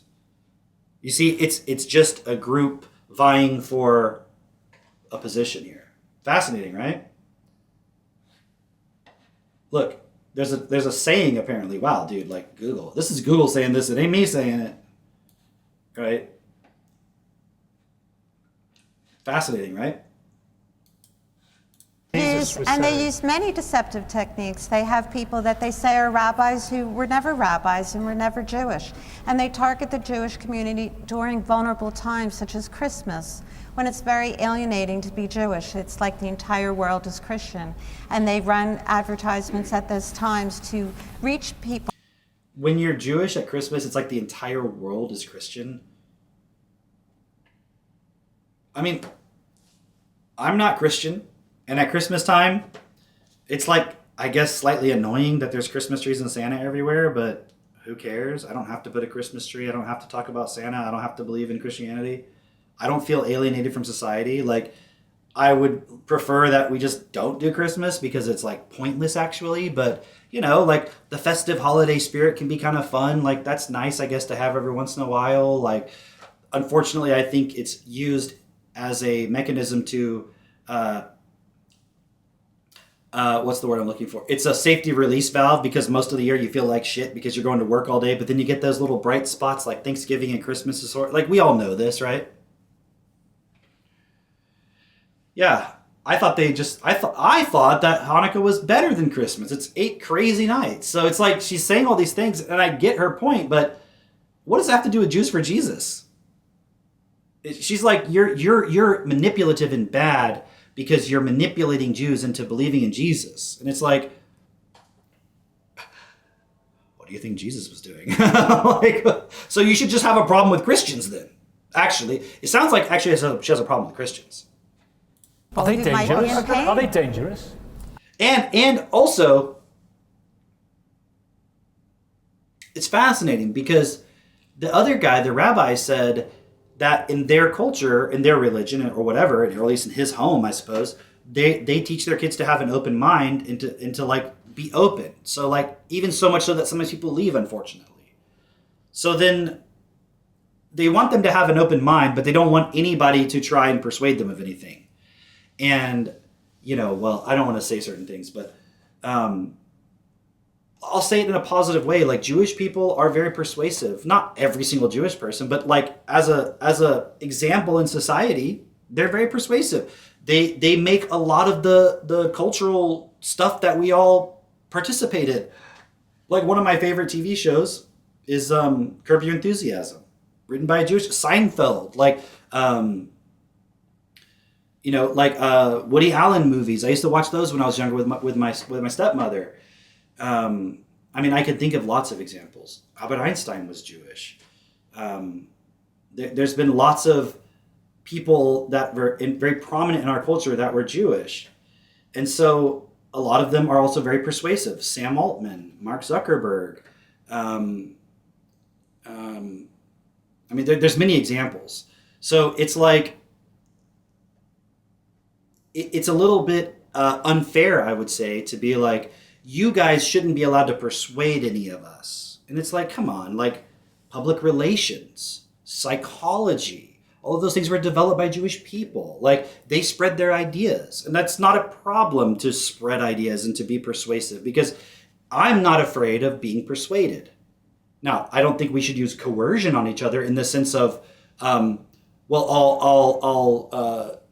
that I'm claiming anybody does this, but I'm saying for a person to be like, well, I'll kill your mother if you don't agree with me, that's obviously not acceptable. But for a person to say, hey, I have an idea and I find it very interesting and I actually find value in it, can I share it with you? And someone says, sure, why not? They share their idea. You say, well, I don't think it makes sense. Let me ask you this. They share their idea, they handle the objections, they explain more, and I can either say, okay, you know what? You've convinced me. That makes a lot of sense. Or I can say, no, I still don't agree. At that point, if the person says, then I'll beat you up, I'm like, no, that's not acceptable. If they say, well, I want to keep persuading you. No, I'm going to go away now. Like, now you're persuading me too much. Like, I have a right to leave. The person could be like, oh, no, come on, come back. Let me explain. Okay, fine, I'll listen. Like, that's just called interpersonal human relationship and dialogue. When you cross the line into violence, obviously, it's unacceptable. And yes, you can also use your words in a way that is abusive too. Like if you just start berating the person and telling them how they're terrible and awful and bad. But isn't that what is being done by saying, you're in a cult, you're in a cult, you're in a cult, you're bad, you're in it? Like, even the existence of the word as a pejorative is an example of psychological manipulation. To then be representative of a religious group and to do that and to use that word against other groups that have a different perspective, and then to say that they're the bad ones because they use psychological manipulation techniques, while you're literally doing it by labeling them something in the first place, is totally self-dishonest. It's totally disingenuous. So again, if the guys on the right side, or the cult people, if they had billions of followers, they'd be on the left side. Are they dangerous? Yeah. They're dangerous to particular people if they alienate them from their families and if they're using deceptive techniques. Absolutely. If we ever use a deceptive technique, I'd love somebody to let me know. The name itself is okay. Well, let me. See, she said if you use deceptive techniques, she says your name is deceptive. Jews for Jesus. I'm a Jew and I believe in Jesus and we're for Jesus. Why is that deceptive? He said, well, it's deceptive because being Jewish means you don't believe in Jesus. It's like, well, I'm saying that that's not true. I don't agree with your premise, so I'm not being deceptive. I'm telling you what it is. Like, it's the opposite of if they wanted to be deceptive, they'd be like, we're Orthodox Jews. Come to our Orthodox Jewish ceremony. And then they come in there, and then they're like, hey, you ever hear about Jesus? Shh, don't tell anybody. Don't tell anybody we talked about Jesus. Like, that would be, I guess, deceptive, right? It'd be clearly more deceptive than saying, hey, everybody, we're Jews and we believe in Jesus. And like, if you're a Jew and you want to know about Jesus, come talk to me about it. He's actually, the Messiah that you're looking for already came. He already's here. Like, you're being deceived that he didn't come and you're still waiting for him. Like, it's already happened. I got some good news for you. Like, how is that deceptive? How is it any more deceptive than what you're doing on the other side? And when and I think the reality is when she says the name is deceptive, what she really means probably is that it's effective. If this group wasn't effective at persuading people and it didn't have any effect, they wouldn't care. They literally would not care. The fact that it is persuasive is the problem. Like, it'd be like, look at a Coca-Cola ad, and it's the polar bears, and the polar bears are popping open some ice cold Coca-Cola with the Santa Claus hat. jingle, jingle, jingle sounds, like whatever the sound sounds like, and some Christmas music, and it's like, and then the little baby polar bear rolls up and snuggles with the dad, and it's like, and then it zooms out, and it's like Coca-Cola, season's greetings, open a bottle of love, or whatever the fuck, or open a bottle of Christmas merriness, or whatever, right? That's fucking deceptive. Because you're fucking manipulating their emotions in that moment. When you put up those images, because that's why they put them there, because they already tested it. And with AI, this is going to go to a whole other level. They tested the ad. They know when they asked the people, how did you feel after this? One person said, I didn't feel anything. 20 people said, oh, I felt a warm fuzziness inside. And one person said, I felt like vomiting. They're like, okay, so 20 out of 23 people or whatever feel a warm fuzzy feeling. That's a hit ad. Let's do it. They don't ask you, do you feel like this Coca-Cola ad accurately represents the ingredients of Coca-Cola, the long-term effects of drinking Coca-Cola? It's total deception. Look at a pharmaceutical ad, right? You watch the ad with the sound off, you don't know what the fuck they're selling. You have no idea whatsoever. You're like, it looks like they're having a barbecue, and she's looking at her husband, and he's winking at her, and it's like a diabetes medication. You're like, what the fuck? And then also it's like, the side effects may include instant death, diarrhea, cranial bleeding, Ask your doctor if it's right for you. And you're like, wait, what was that? Say that again? Oh, sorry, jingle, jingle, Coca-Cola commercial. It's all deceptive, but it's effective. If you come up with something that's effective, they're going to say you're deceptive. Okay, but are you? Well, no, according to us, the FCC approved our ad. So okay, but does Coca-Cola have people who lobby Congress to make sure that they can do what they want? And then if an atheist comes on with a very effective ad, like in the 1960s, like Madeleine O'Hare was saying, she's like, I'm not allowed, the FCC will not allow her to run ads. They would not allow it because she was somebody who was actually effective at spreading her ideas. That's all it comes down to. Ask you this question. Jesus is Jewish. All the disciples were Jewish. And if he is the Jewish Messiah, what could be more Jewish than believing in Jesus? I mean, what could be more Jewish? Now, you disagree he's the Messiah. You disagree that he... And on a funny note about that is I was just watching some viral clip on X with I think it was a Jewish guy saying that Christians are actually jealous of Jews. And he said they wish they were Jews. He said they worship a Jew. Their religion comes from Jews, and yet they hate Jews. So they're just jealous of Jews. So they'll use, I want to say they as some kind of group thing, but I'm saying in that particular case, this other guy, this Jewish guy, was using the argument that Christians really want to be Jews, and they have everything about them is Jewish. But then you have over here this guy saying the same argument, and they're like, oh, you're being deceptive. You're trying to pull people away. Whereas on the other side, a Jewish person is using it as a point of sort of mocking the Christians. So it's just again, I know that this person doing it over here doesn't represent this woman over here or that guy over there. So I can't say that they're all doing it. But the point is, if you just look at all the different perspectives, none of them match up. So whether there's some kind of grand conspiracy and it's a coordinated thing, it doesn't really matter. I don't think it's that coordinated. I think it's just what fits into the system. And if someone's been very effective at fitting into the system and you're there in that position, you're going to hold on to that position. And if anyone shows any sign of trying to come up, you're then going to try to find a way to suppress that or get rid of it, or at least tell people don't look over there. He died to cover You need to give Rabbi Shockett a leaflet. While we're on the subject of Christina, while we're on the subject of Jesus, I'd like to quote the Bible to you. I know, and a book of which you are a big fan. Jesus said, and this was Matthew chapter 10, verse 37, "He that loveth father and mother more than me is not worthy of me. And he that loveth son or daughter more than me is not worthy of me." That's a pretty cultish message from Jesus. The very interesting thing was when I was looking at cults for a very different idea, I realized that the description of the classical cult is to have a charismatic leader, Jesus, who is Muhammad, who is saying to his followers, this is a radical teaching, and you've got to leave your family, you've got to leave everything that feels comfortable and that you know, and you must go forth, and you will find that you are alienated from your surroundings. So all of that sounds like a cult, or it sounds like a religion. But the thing that none of us... You know, but if you were to look at, I know I'm picking on the Judaism point, but it's because they're kind of trying to stand against that and say, well, we don't follow some guy who was charismatic, so they kind of separate themselves from Christians. But the reality is, if you go back and just look at Judaism itself, and you look at Abraham, right? And it was like, I'm going to set you apart. I'm going to alienate you from society. And you're going to experience that alienation. And you're going to go through a lot of trials, but I've chosen you, I've set you apart, and the world will be against you because you're chosen and because God is on your side, and the world is not with God, and those are not the chosen people. And we're going to carry you as a people throughout history to carry this point through to bring forth some kind of Messiah in some way, or to bring forth some kind of aspect of God into reality. And do Jewish people, I think I could speak for that, it's pretty obvious that they feel like the world is generally always against them.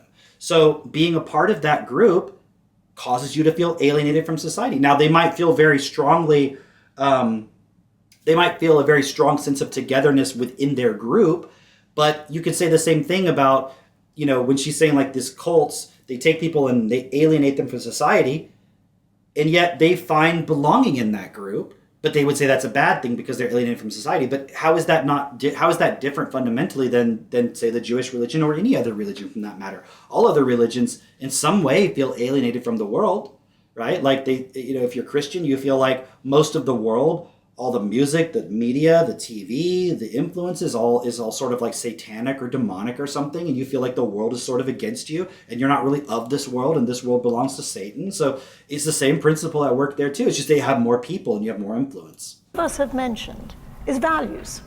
What religion asks you to do is to live by your day-by-day values. Values that are transcendental, that, you know, ask yourself, when somebody says to you, are you a member of a cult or are you a member of a religion? Ask yourself, what do I do for others? Because that's what religion asks. What cults ask is, what are you doing for me, your leader? What are you doing for us, our little... So religions don't say, what are you doing for me, as in the church or the movement, you know, like, for example,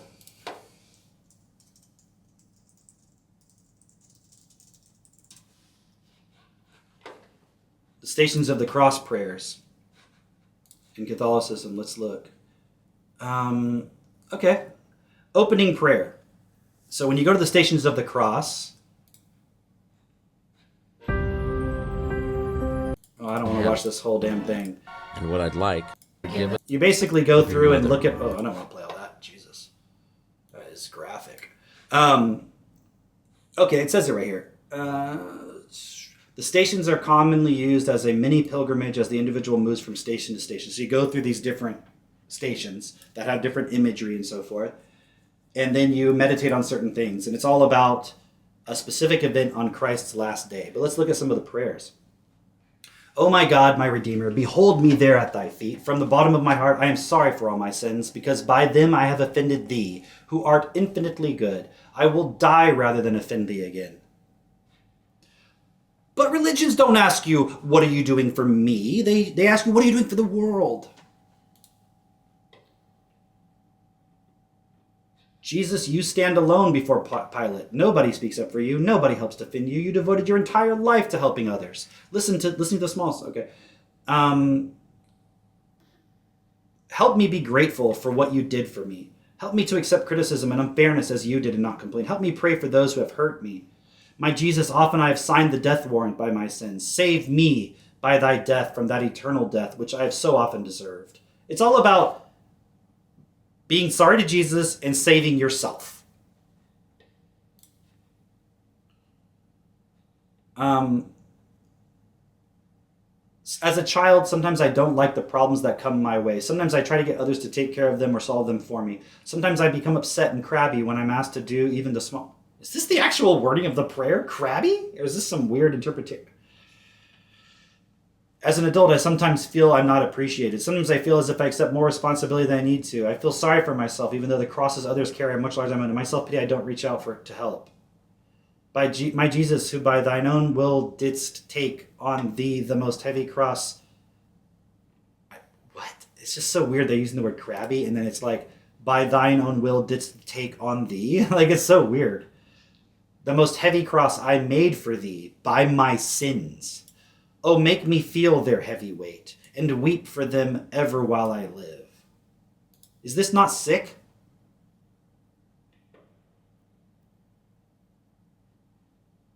Jesus, the heavy burden of my sins is on thee, and bears thee down beneath the cross. I loathe them and I detest them. I call on thee to pardon them. Jesus, most suffering, my Mary Mother, most sorrowful, if by my sins I caused you pain and anguish in the past, by God's assisting grace it shall be no more. Rather be you my love henceforth till death.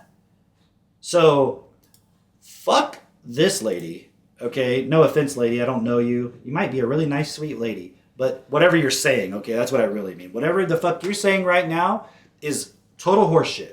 To say that, no, religion is all about what do you do for others. It's not all about that.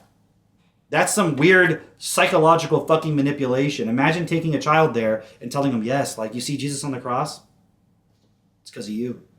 Let me bring Francesca back, then I'll come to you, Livingston. Francesca, respond to that point, the difference, the clear difference that Christina has identified. I think it's very hard to say that religions rather than cults ask, what do you do for other people? There are a lot of cultic movements that do an awful lot of charity work, for example. So I don't think it's a fair distinction to draw. But charity is not the only... But no, for example, but the main point is about... Oh, I like how she said, but we're not just talking about charity. Well, then what the fuck are we talking about? Perceptions of damage, and it's outside perceptions of damage versus inside perceptions of damage. What do you mean by inside perceptions Is what I was of about to tell you. Is the person within this particular religious group being damaged somehow, psychologically, physically, sexually? And you can't draw a distinction there either between a religion and a cult. For example, we all know that, I mean, it's people that are dangerous, not necessarily religions per se or cults per se. It's the people within them. So if you've got someone... She has a point, however, I would push back in that ideas and that are spread, that in themselves produce, when you live that idea out, if it produces harm, then you can blame the religion and you can blame the idea as well as the individual who did it. You can't just say, well, you know, this religion is actually fine, but, you know, there's going to be individuals who are bad. And maybe in some cases that is the case. But you can also look at the ideas and say, are the ideas themselves, if I were to adopt these and live these out, what would the effect of those ideas be?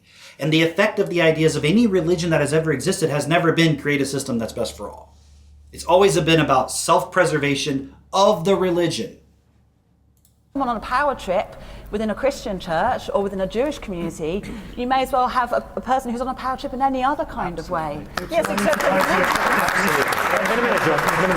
Christina. Except that with a religion, you have a much wider body which will rein in the power This is the key crazy point. thing. A religion and a cult, the main difference is size. That's the main difference. Not at all. But that's literally what she just said. She just said that you have a much larger group that will rein in. So it's just more people is all you're saying? No, because in many cases, that larger group actually defends the point. Or they try to sweep it away and not let it tarnish their image. Because again, it's about self-preservation. We just talk Some about of the the cults definition. are very small as well. We've got a clear thing there. The main difference is us. We'll all get a chance. It's a long program on one topic. Don't worry. But Livingston's been trying to come in, and I want to speak to Livingston. I want everyone. This guy is really interesting, by the way. This guy Livingston. He's the Branch Davidian. Okay. I want to hear Livingston's story. Livingston, you were at Waco. That's correct. Just real quick, because I know some of you don't have the context for that. I'll try my best to do it quickly, just so we can get back to the video. But the Branch Davidians are a religious group founded in 1955 by Benjamin Roden. And so basically they're a group, what's their actual beliefs?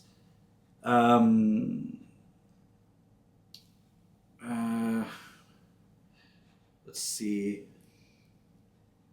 I think basically the guy who started it had some vision, and then he saw the future, that there was going to be an apocalypse, and that we were like very close to that time period. It's very similar to all these other groups, right? It's always about some apocalypse. So let's see. They moved to Waco, Texas, near Waco. After the failure of Florence's prophecy of apocalyptic events in 1959, she dissolved the Davidian Association. But I think then some other people then, this guy, Vernon Howell, took the group back up and kind of like restarted the group. So you've got this guy, David Koresh, which you may have heard his name. So his name was Vernon Wayne Howell, but I guess they changed his name or something. Let's see, where does it talk about his leadership? He began claiming the gift of prophecy. Let's see. He announced that God had instructed him to marry this woman. They're not really saying like what he believed, though. What was he actually saying? Unfortunately. Anyways, there was a whole thing where they were accumulating a bunch of weapons like guns, which is so funny because like basically they believed that because of the things they were saying that the system was going to come against them and they wanted to be able to protect themselves from it. I'm just giving you their side of the story. So they had a lot of like guns, you know, like anybody in fucking Texas. Like there's some people out here, man, you would be surprised how many guns they have, right? But it's like collecting anything. You get one and then you get another and then you get another and then you get another. There's like, I mean, it's just normal in Texas anyways. So I don't really fault them for that per se, but there's a really great documentary about this whole situation. And when you watch it from that perspective, it's like watching Loose Change about 9/11 where you're like, oh, wow, the alternative side of it is crazy. It's not like the mainstream version of it. And I don't know which one is true, but I'm just saying when you see the other presentation of it, you're like, oh, there was like a lot of weird political shit going on. And it had something to do, like Bill Clinton was in office. What was her name? Janet Reno, I think, was the Attorney General. I know I'm kind of, some of you maybe don't remember all this because you were probably like very young when all this happened, but I was probably like middle school or something. I get, what does it say? 95, or no, where did it say? When was this? 83? No. What year was it? 91, 90s, something in the 90s, I guess. Here we go, 93, yeah. So I was probably like, you know, second or third grade or something like that. So I kind of remember all this happening. And then I watched a lot of documentaries later of just seeing the other side of it. So there's a lot of crazy shit that you're going to read if you read the Wikipedia. But you can also watch some documentaries about like what really happened there and sort of like the FBI. And, you know, it's like Ruby Ridge, I think, was another one that was kind of weird where it's like you get one perspective and you think they're crazy, but it was like the government instigated the whole thing. And then they ended up, as far as I remember, like the government ended up setting on fire the whole building and burning alive all the people in this group, like children, all kinds of stuff. Like it wasn't like this guy started shooting people. It was like one thing happened. They wanted to raid them because they didn't like how many weapons they had, even though they didn't have any specific plans to do anything, as far as I know, in terms of seeing the other side of it. But they wanted to serve a warrant. They're like, no, you can't come in here. We're not doing anything illegal. We have guns. We have a right to them. And then they did a 51-day siege and violence that ensued. Koresh was wounded, later died of a gunshot wound, and the compound was destroyed in the fire. Go watch the documentary sometime when you have time. I don't know what it's called, but you'll be able to find it. You know, look up The Truth About Waco or whatever.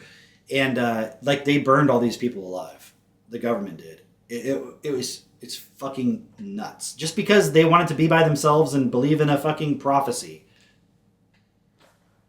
Okay, maybe they had some secret plans of hurting people and stuff. Like, okay, not acceptable. But as far as I could tell studying it, I'm like, seems like they just wanted to have their own deal and they believed the world was going to end. But it was like also this kind of point of like, there's some kind of conspiracy level there of like the government wanting to make an example or something like that, you know? Anyways, I don't want to go all the way into it today, maybe for another stream or something, but it's a really fascinating story. I don't remember the name of the doc, Owen. I don't. maybe if you find it, you can ask me if it's the one I'm thinking of. I'll look for it later. That fifth. So this guy is in that religion, but he was not one of the people who died in the fire, obviously, right? 51-day siege, you lost members of your family in the siege and the fire. You then served 14 years for your role in defending. Well, actually, we were. And David Koresh was the man I think he said he served 14 years in prison. defending the center and defending his mission. You believe that he was a prophet. He saw an angel, didn't he? That's correct. On a visit to Jerusalem in 1985. And that's how he came by the message. Okay, so the guy went to Jerusalem and saw a vision from an angel. Oh, but he's crazy, guys. But whenever Gabriel, the angel, came and talked to the prophet Muhammad, that's not crazy. Or when Gabriel went to Mary and holy inseminated her somehow, that wasn't crazy, even though she was like technically a child by our current societal standards. That's not crazy at all. That really happened. But this guy didn't talk to an angel. What are you talking about? What if the government assumed he actually had talked to an angel? Maybe they would have just fucking left him alone. That was the essence of our group, which takes me back to something that Christina said. I understand the values part that you spoke of, and we embrace those too. But it was the pursuit of the truth, the knowledge of God. That was the principal driving force. What was David Koresh like? Give us an idea. Well, much like you. There you go. I doubt it. See, do you see the bias? Like, no, what are you talking about? I'm not a crazy person like David Koresh is. It's like, how do you know he was crazy? Did you ever fucking meet him? Did you ever listen to anything he said? Or did you just watch the BBC documentary on the crazy cult compound? You know, like, I don't know the guy either. But I have, you know, that thing that the rabbi was saying, that open mind, you know, that critical mind that's like, I'm open to ideas. I'm open to seeing different perspectives because I'm not afraid, because I trust my ability to process information, right? And I have other people around me that if I start saying something crazy, they can be like, hey, man, I think you're kind of like talking crazy here. And then I can say like, why do you say that? And I can react and they can be like, hold on, you're reacting. I'm like, fuck, you're right. Okay. Why am I holding on to this idea? Okay, I was getting energy out of it. I was feeling a certain way. I was feeling special. I was feeling important, whatever it is. Now I have to take the self-responsibility to be like, okay, you know what? You're right. Let me forgive that point within myself. Let me start over. Let me look at the point clearly. Oh shit, you're right. That wasn't real. You know, or whatever it is. Like, but none of these people are willing to do that. Kevin says he had a friend that was in the Davidians in Waco. Wow, fascinating. Oh, you don't play the guitar. I suppose that's the only difference, huh? Okay, they say these leaders are charismatic, these cult leaders are Not charismatic. in the sense of those stereotypes. No, okay. Is no different than you're a person who's sincerely trying to find God. And you're putting... That's interesting too, because like the charismatic part, it's like if I believed I had found God and I was like, oh my God, I really found God, like I would be very serious about it, right? And most people would perceive that as charismatic because it's finally you meet someone who's actually fucking serious about something for once. So what is charisma other than just like certainty and surety of yourself? Like that's really all it is. Your entire being in that effort. And it's all about the end times. If that makes you charismatic, then okay. Okay. But people followed him because the message was the important. No. It's not him that was followed. It's the message. The truth. The truth. The same truth that those who were there, the members who were there, was the same truth that David followed. David was merely the point of reference through which that truth was given. Right. By reason of the fact that he had that initial experience. How is that not different than someone in the Catholic Church following St. Paul? He was a very charismatic person. He had an experience with Jesus on the road to Damascus, and he became very charismatic and passionate and serious with his whole being, presenting that information, and people listened to him and they followed him and they took directions from him and they listened to his guidance, and he developed a very large organization over time through that. How is it any different? And you say, well, but David Koresh was a crazy person. And I'm like, so was St. Paul. He was just a man who right before that was fucking beating the shit out of Christians and torturing them and arresting them. And then suddenly one day he became someone that people listened to. Like what you see, like, but the bias is no, but you're a crazy one and that one's not crazy. Why is it? Again, it's like people are so bad at math. Because mathematics is the ability to see the logical structure of things. To see that all the numbers 1, 2, 3, 4, 5, 6 upwards is the same as the numbers -1, -2, -3, -4, that way. The only difference is a negative sign. It's the same structure, right? It's the ability to see that an apple is a fruit. An orange is a fruit. Why are they similar? And you say, like, an apple's not an orange, you idiot. Look, apples are this and oranges are that. And I'm like, then why do we call them fruit? Why do we call them something that's similar? Because there's an underlying structure that's similar in both. So the underlying structure that is similar in the Branch Davidians is the same underlying structure that's in Roman Catholicism. The only difference is the government didn't support the Branch Davidians. The government ultimately did support the Roman Catholics. Not in the beginning. In the beginning, Jesus, so if you're a Catholic, in the beginning, Jesus was perceived by the Roman authorities and other groups as just like this David Koresh guy. Otherwise, why would they go to the great lengths to entrap him and crucify him? Because they thought he was a crazy guy. Imagine he's walking around saying he was God, at least in one version of the story. So, but mine's true. Well, can you prove it's true, actually? Well, no, you don't need proof. It's faith. Okay, well, then how can you look at this guy and laugh at him? Oh my God, I can't believe you believe this. Like, your leader was literally murdered and like killed in a raid, an FBI raid. And I'm like, how is that different than Jesus being taken by the Romans and crucified? If this was like 20 years after Jesus, and you were talking about Jesus and how the government killed him unnecessarily, and like they thought he, and he was a threat. Guys, you understand? He was trying to stand up to the system, and the system came against him. You'd be like, dude, you're crazy. Just like they're saying this guy's crazy. I'm not saying he's got the answer, but I'm saying the structure is exactly the same in either case. The only difference is that the Roman Catholic Church or any other major religion has the acceptance by the system. Why? Because they have proven that they're effective in mind controlling people, and they will not change the system that we live in.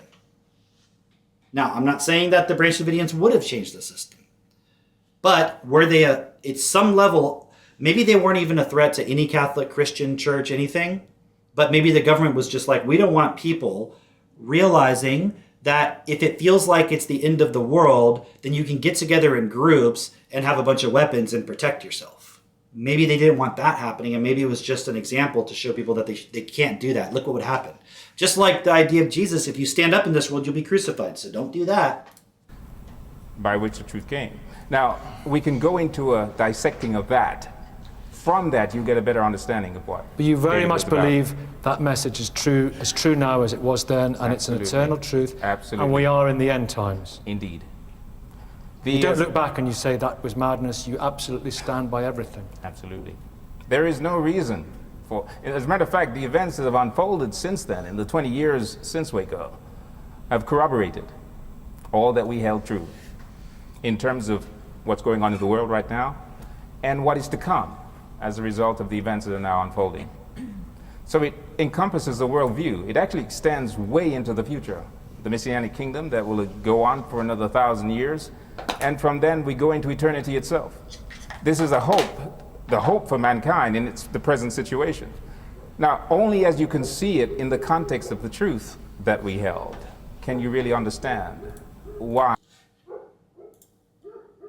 This is in 2012. If you fast forward to today, there's people now that are mainstream evangelical Christians saying exactly what he's saying. I don't know what's the difference in the truth that he has, but they're saying literally the same thing. And they have congregations of thousands of people, and they're saying, we have to support this war. This is the final battle before Armageddon, before Jesus returns for the 1,000 years, just like the guy's saying. I'm like, he's literally just saying the shit that mainstream evangelicals are saying right now. Like, it's actually not that crazy compared to what people are saying now. But back then it sounded insane. The events of 1993 turned out the way they did. Why did they have to separate themselves into a compound? Why was that necessary? Well, it's no different to going to a university. Your children come and they go to university, except that we're dealing with spiritual truths. What So- about the guns that were stockpiled? I understand. I knew you would come to that. It seems relevant. Why were the guns there? Well, for one, we were called that we would be attacked. So the objective of the guns was as a deterrent. Now you got to understand this. It's actually very similar to the being like, why does Iran need nuclear weapons if they're not planning to kill everybody with them? It's like they want them so no one will attack them. If they had them already, nobody would have done anything. It's the same reason we don't attack North Korea. It's the same reason we don't try to invade Russia and totally destroy Russia, because we know they have nuclear weapons. So now that's not me defending Iran. I don't know the whole picture. But from the perspective of the argument, he's like, look, we wanted to make it so that people would not just attack us because we believed they would. That's like the same reason why anybody here in Texas has a lot of guns or has some guns, because they're like, hey, I don't want somebody to be able to come in here and tell me what the fuck to do. That's the attitude here in Texas.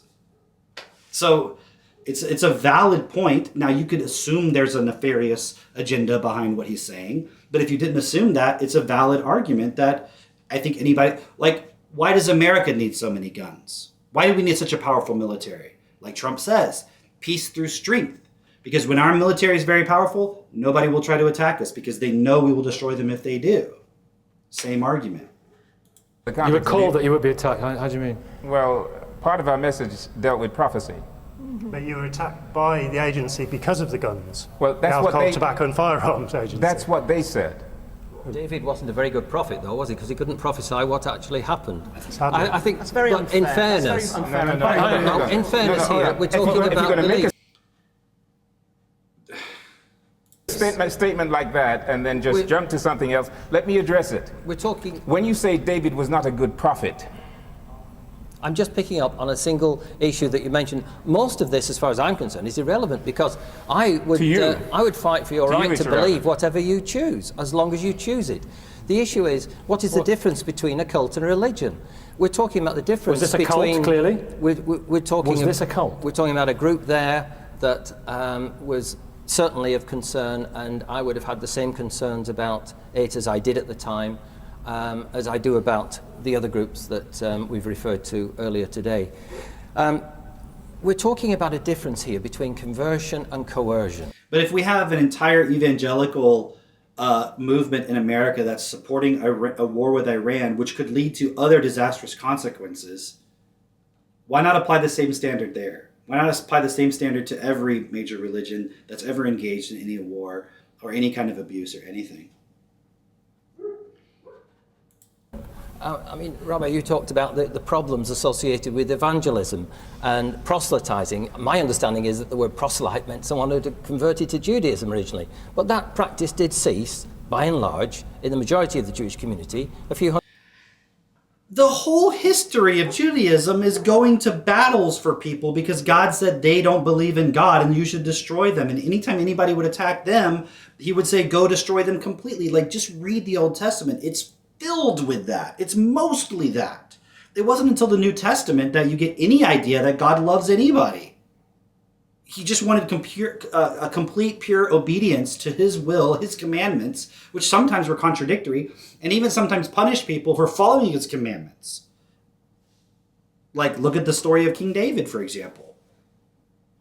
And then that point where he's kind of getting that point of like, well, you're bringing people in against their will. And somebody says, okay, let's say you have a cult and all the members agreed to be there, but then they have children. Well, those children didn't agree to be there. Well, neither does a child agree to be born into a Catholic family or a Jewish family or a Muslim family. Neither does a child agree to be born in China. They didn't agree to be there in that context as a child. They didn't, like, when you go to school, did you agree to be there or do you have to go there? In some places in the world, you're forced to go to school and you're forced to repeat the things that they tell you, even if you don't agree with them. I would be forced, if I went to school in a place in America where homeschooling was not legal, I would be forced to repeat certain things about history, like the founding of our country, for example. And if I said, hey, look, I'm reading the letters of Thomas Jefferson, and here's what they say, and they say, well, that's not what the history book says. This is what it says. So you're going to write this on the test. That's against your will. Because why is it coercive? Because if you don't do this and you don't pass the test, you won't go to college. And if you don't go to college, you won't get a good job, and you won't be able to pay your bills, and you won't be able to survive. So it's the threat of survival. 100 years ago. There are still some that do proselytize, but only within the Jewish community. There's nothing wrong with proselytizing. There's nothing wrong with sharing. How do you proselytize within the Jewish community? How do you... if being Jewish means you believe in God already, then if a person's not believing in God, then they're not Jewish, right? According to what that woman said? Or is it now based on within the community ethnically? But then why wasn't it okay for the Jews, for Jesus to go proselytize to their own people then? You see, it's like, and again, the problem is you have this guy versus this other person. They all have different opinions, but they're on the side of religion is different than a cult. So they all agree in that principle. So even though I know they're all making different arguments, they're all in agreement about one point. And so all of those different points come to bear on the side of religion is better than cults. Sharing your perspective. Sharing the message. And giving people a chance to exercise free choice. Well, what we're concerned with is that cults remove free choice and do so very effectively through the use of techniques of psychological coercion. You keep using that phrase, they remove your blah, blah, blah, blah, Very blah. To me, it's just a blah, blah. But the thing is, you don't actually know that, because, I mean, I run the railing movement in this country, and we don't do anything other than what we're doing now, which is debate. Exactly. We debate and we talk about ourselves, and we run campaigns against things like paedophilia, against bad behaviour and the oppression of human beings. Yeah. And yet you're sat there saying that we're concerned. I'm going to say something that I learned from Madeleine O'Hare. I don't know how many Catholics there are in the U.S.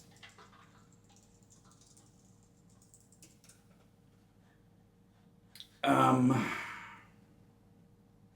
53 million adult Catholics in the country. If 53 million Catholics, at the direction of the Pope, tomorrow demanded from all of their congressmen, representatives, demanded from the government, etc., that they release full transparency of the Epstein files, or they're not ever going to support that party. And if the Democrats don't do it, they're not going to support them either. Like, in other words, they could unite as a political force and demand something, but they don't do it. Why doesn't the Pope organize all of them and say, we're going to stand up, and I want all the Catholics to say, you're not going to support anything in the government. You're going to stand up and you're going to peacefully protest every single day until the Iran war stops. So because they don't do that, what does that imply? They support it. And about groups like this, well, I'm concerned about you. And I could just as easily cast aspersions over your good name by saying, I've heard things about you that I'm not prepared to, that I'm not prepared to say in this program, but I've heard things about your sexual habits. Well, what I'm saying is, those things, I mean, that's what I'm saying. The guy was like, oh shit, what does he know? He's like, what does he know? Sandra said, look up the net worth of the Catholic Church. Net worth Catholic Church. 265 billion. Estimates ranging from 10 to 265. That's a very specific number. Assets are largely non-liquid, including but not limited to, extensive global real estate, priceless art. Why do they even own any art? Some estimates put it closer to 47, some at 73. The Holy See, which is the Vatican, holds $2.8 billion in financial assets in the Vatican Bank.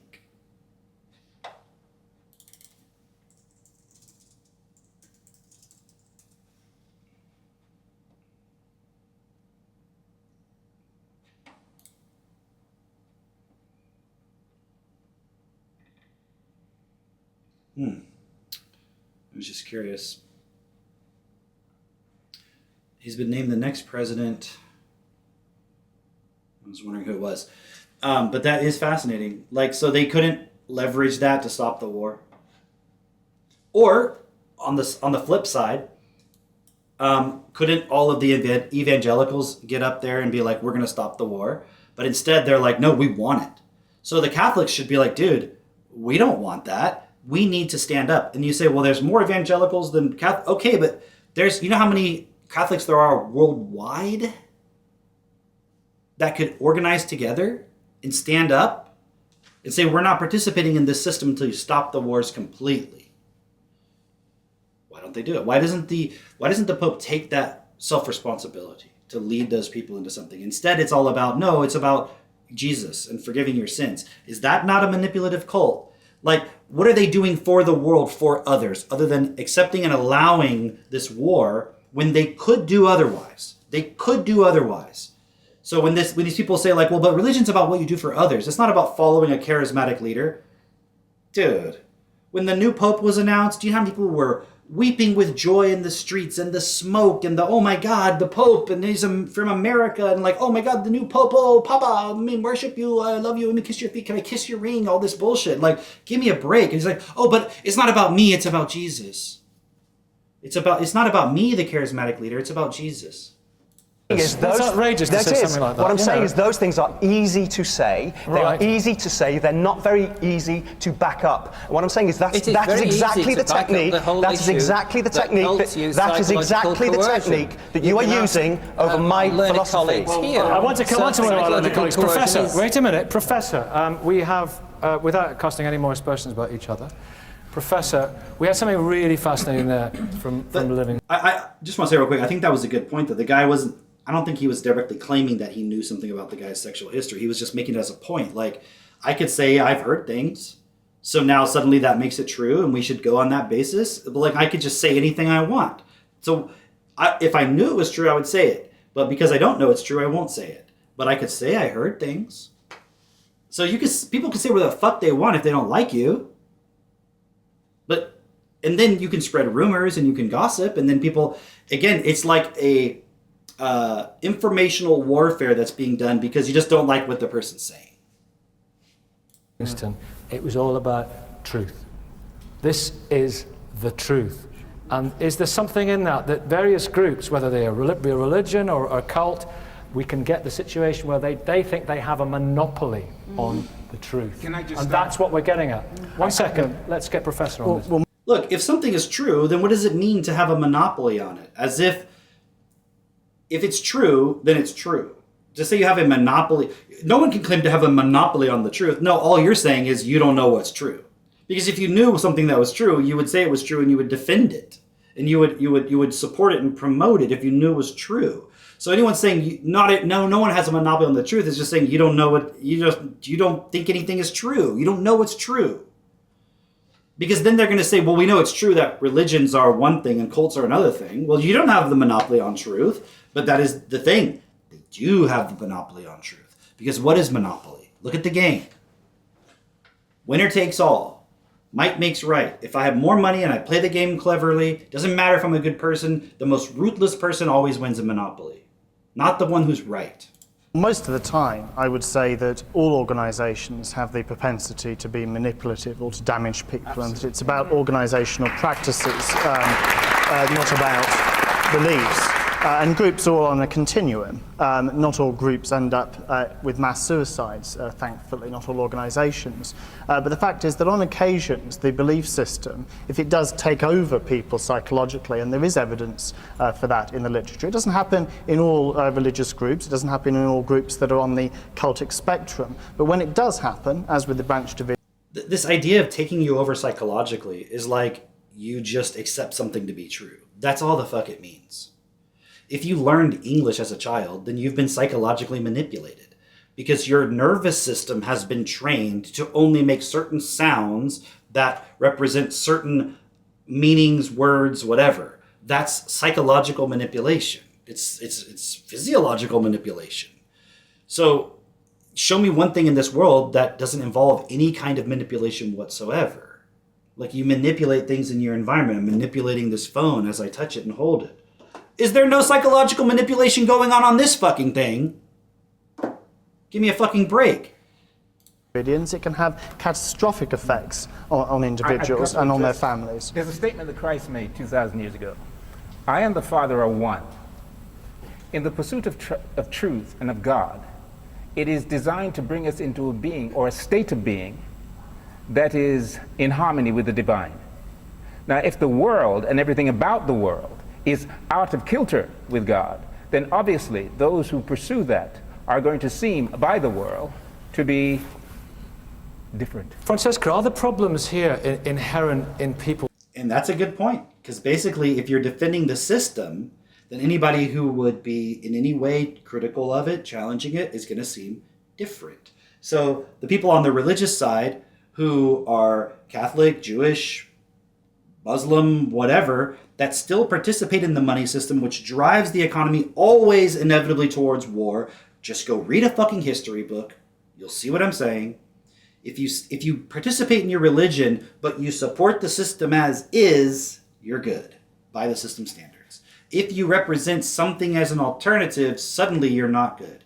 And I want to say one more thing real quick about Madeleine O'Hare. I was watching another interview of hers today, and she made this point about the intense ramping up of the manipulation around the point of Christianity during the Cold War, and starting at the end of World War II, because Russia in the early 1900s became communist, and then China became communist in the, I think, late 40s, if I'm not mistaken, late 40s, 50s. And she was explaining how, like, on the American side, they were like, shit, China went to communism, Russia went to communism, and maybe that's the two major ones. And she said that was like 3 billion people. And she's like, they realized, and she also makes this point that they were starting to do to be effective economically. Because you can say all you want about capitalism is better than communism, but Russia became very powerful as a communist country. Whether you like what they did or not, they became very powerful. And China has become very powerful as an apparent communist nation. If you want to buy into the narrative that they're communist, well, they became very powerful. And I saw a clip from Trump today saying that, he's like, China, even though they're not capitalist, they've done very well for themselves. And I'm actually very impressed with what they've done. It was like a weird thing for him to say.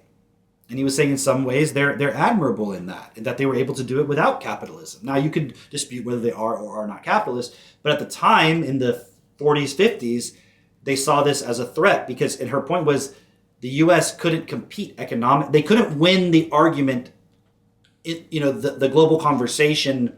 They couldn't win the argument by focusing only on economics because these other groups were doing pretty well. So they had to switch and say, well, it's actually we're Christian and they're the atheists. We're the good capitalist Christians and they're the bad communist atheists. And that's where, like, if you go look at the Pledge of Allegiance, like someone pointed out in the chat, Sandra, go look at when they changed to add the word God. I think you'll be surprised. I think we talked about it on one of the previous streams. People taking things in the Bible literally, because with every respect to Livingston, Revelations is the true word of God as far as he's concerned. Yeah, I mean, I think the point about monopoly is absolutely right. Truth, we have, exactly, some people think they have an exclusive access to this divine truth that's revealed in the Bible, but the Bible is a very contradictory collection of texts. Francesca, I don't believe you believe that. I do believe that. I don't believe you. She's an academic. I know what I'm talking about. It's a very complex collection of texts. See, now it's against his bias. He believes the Bible is not contradictory. It clearly is. So she's a little bit more objective about that because she doesn't believe in the Bible. She's like a biblical studies professor or something. That's problematic. Cole Morton. I feel sorry for you. Cole Morton. Isn't it fascinating here in Livingston? It really is. It's fairly clear. I'm a guy who was at Waco. Yes, and I would be fascinated to spend an hour talking to Livingston on his own about what happened at Waco and the ramifications of that. I think what's really interesting in the wider debate here is that we're in a culture at the moment, a society where people on the whole, en masse, have said, look, we don't want to belong, we don't want to be part of an organisation. Even the Church of England, which is about as mild as it gets in the religious spectrum, we don't want to be part of that. And yet within that circle, there are groups that are getting bigger and bigger and bigger because they're preaching certainty. And the ones that are attracting the most attention are the ones that are absolutely giving you certainty. Now, I understand that because as a teenager, I embraced a group that was absolutely about certainty. And some days, I'm nostalgic for it, frankly. I wish I could go back and know exactly who I was and what I was trying to do. It was a missionary group, was it? What are you missing? What's lacking now? Wake up in the morning and you know exactly what you're doing, exactly where you're going, exactly what you believe in and what you're meant to do about it. That's tremendously liberating, actually. And I'm nostalgic for it. I don't believe many of the things upon which that was based at the time, but I'm nostalgic for the sense of purpose. But you could say that about some of the great monotheistic religions. The precepts are laid out, you know what to do, you know how to do it. Francesca, you're nodding. Yeah, absolutely. It's not really that easy. I mean, I've got a faith with absolutes in it, and there's a theology around it, but I don't wake up every morning feeling completely purposeful. And I think... Perhaps you want to look for another one then. Can I answer that? So, yeah, okay. It's a weird thing to mock him for saying that when you also are associating having that sense of purpose with being super zealous about a cult or something, and then saying, well, maybe you should find another one. It's like kind of ironic, right? Why would that... It's just like a weird, spiteful thing to say, actually. Can I answer that? Yeah, of course you can. I just signed up for a course at Holy Trinity Brompton's theology course, because I'm a pastor. I've got a congregation of 160 people. No, it's just like... I'm just going to skip that guy because I've already seen this, and it's not so interesting, that whole conversation, so I'm just going to move to the next part. I'm an atheist, but I saw a quote by Buddha, and it would deal with all the cults, hands down. It says, do not believe anything because you see it, because it's you read it in a religious book, because religious teachers say so, and includes because I say so. In other words, Buddha said, if I say something stupid, it's stupid. Do not follow anything. Always use your own common sense, your own reason, your own sense of fairness. Do not believe anything. And exactly, I totally agree. And when we did the stream about Thomas Jefferson, he said the same thing. He's like, don't believe it just because it claims to be inspired. Actually, look at what the fuck it's saying, and does it actually make sense or not? in regards to truth, well, there's a TV show, it's called Mythbusters, where they go and test out things like, can a mouse scare an elephant? So get an elephant, get a mouse, and go prove every single thing you say once and for all. So there's no accepted truths. It's the same like, don't smoke because all your friends do. It's the same principle with religions. And like you said, it's just a case of size, or is the leader dead or not? Thank you. Yes, sir. Good morning. As a Muslim, we define religion as, I mean, like the rabbi did say, around the Creator. This Creator is everlasting. He has no beginning, he has no end. He's the creator of everything in existence. I like how they put the Muslim guy on the cult side. I don't know if that was on purpose or... Tense.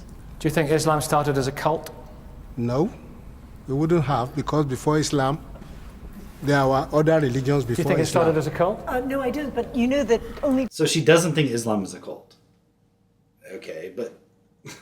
Okay, but the Raelians are. Why? Why? What's the fucking difference? An angel came and told and dictated an entire book to some random dude in the desert. Do you believe it's true, lady? Do you believe it's true? And if you don't, why isn't it a cult then? Because the only thing I can say is, just like Francesca, wonderful Francesca was pointing out, it's just the size that matters. 2 years ago, the governor of Tennessee was trying to brand Muslims as part of a cult. And I think that what we haven't discussed yet, so some religions do think other religions are cults. Oh boy.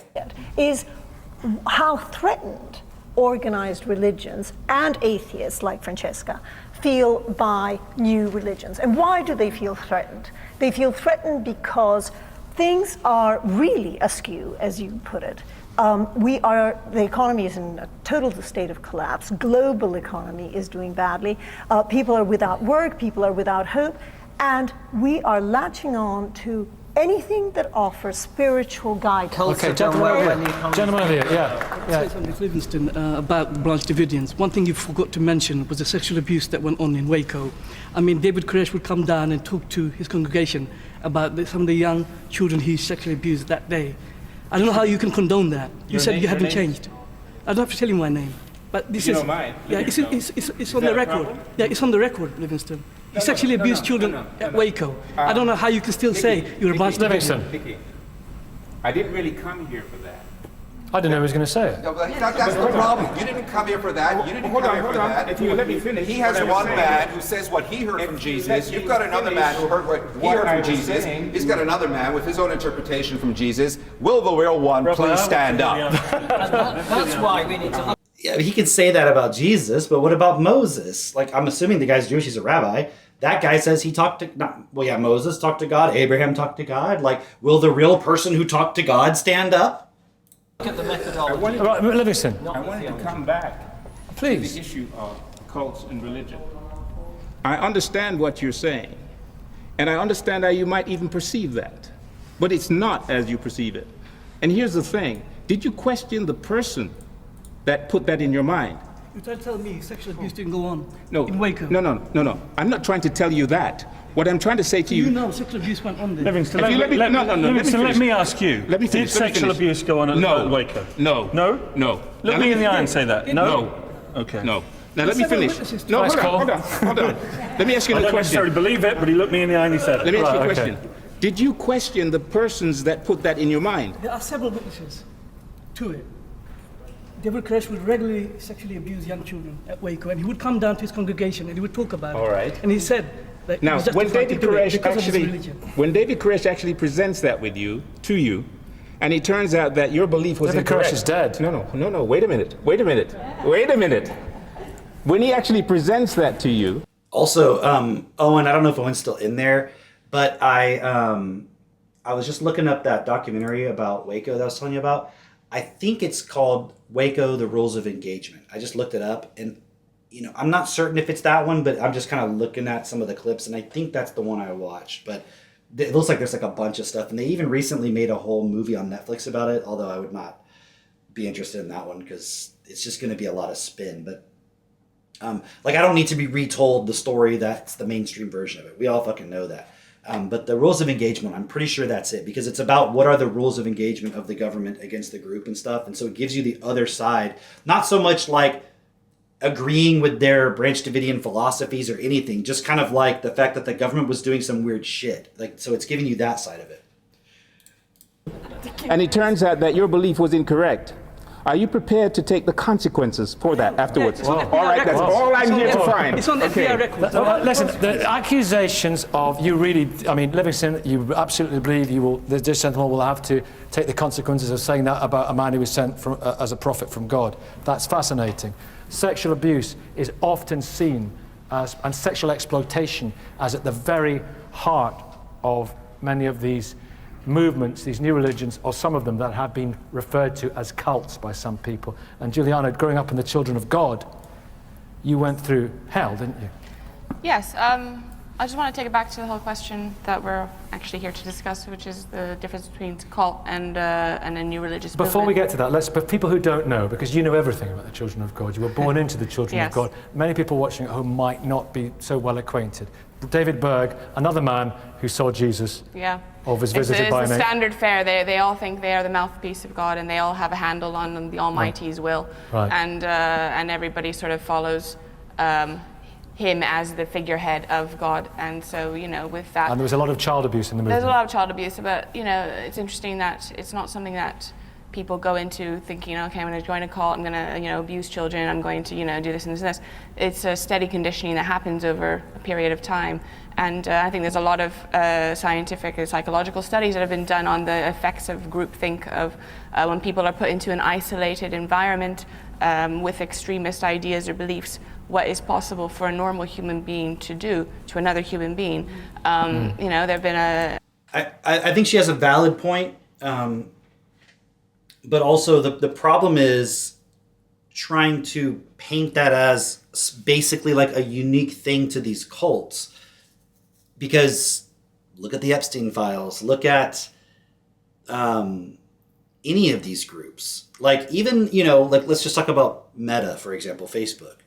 I'm not claiming that they're sexually abusing children or anything like that, but they create products that are designed to manipulate the minds of people. 100%, that is their purpose. That is their reason for existence, right? And that's what they pursue constantly, and they're very good at it. Look at, the creation of the iPad and how that's been used to manipulate and abuse children, actually.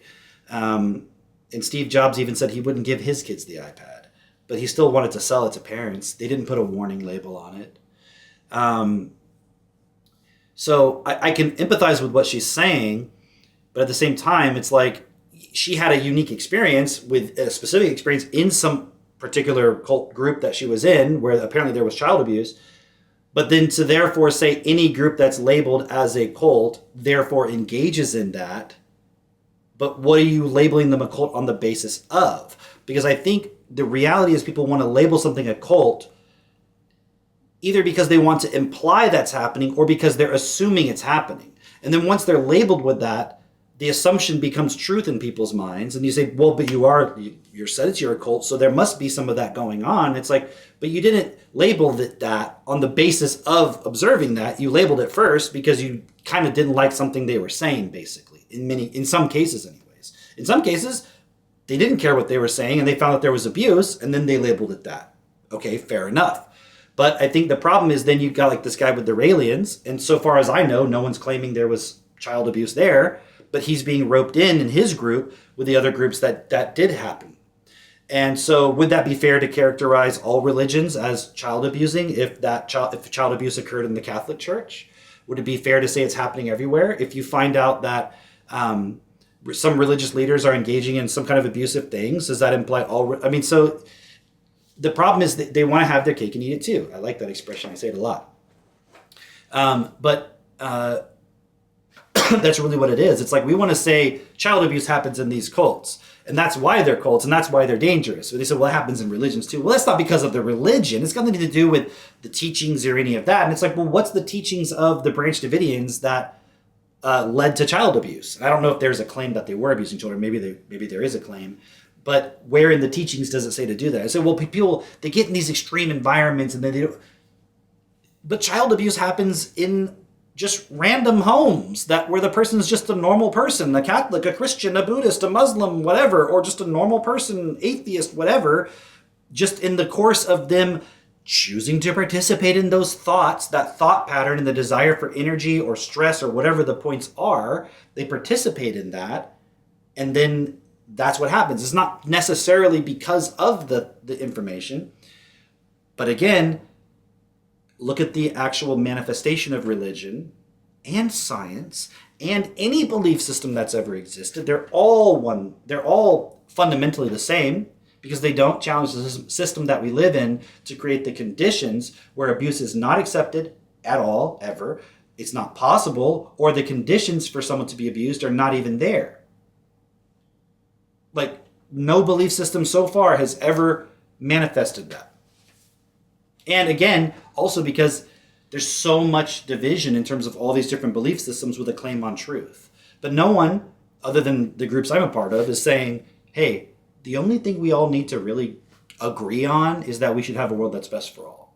And therefore, we should take responsibility within ourselves to find out where are we still holding on to self-interest only just because we want to experience something that really only benefits ourselves, even temporarily, and instead put that aside and say, like, I should do what's best, even if it's something that's inconvenient for me. That's only temporary, actually. I'd rather the temporariness be the sort of discomfort or inconvenience I have to go through that then produces a result that's best for all than just get a temporary experience of pleasure or fun or whatever, or positive feelings that therefore creates a negative consequence side effect that ends up causing a much larger amount of the negative that I was trying to avoid. Why not face the negative now? So some of that negative might be speaking up and saying something and then people saying you're in a cult. Okay, well, I'd rather face that than just going along with the system and then in 3, 4, 5, 10 years from now not being able to pay my bills with 3 and 4 jobs because I just accepted the system as is and the whole thing was designed to collapse from the very beginning. I think everybody knows the standard, the Stanford prison test, or, the Milgram's obedience test. Even Nazi Germany, what happened on a massive scale to an entire race of people, but they were doctors who were, slaughtering children. They were, people who would normally be in caring professions.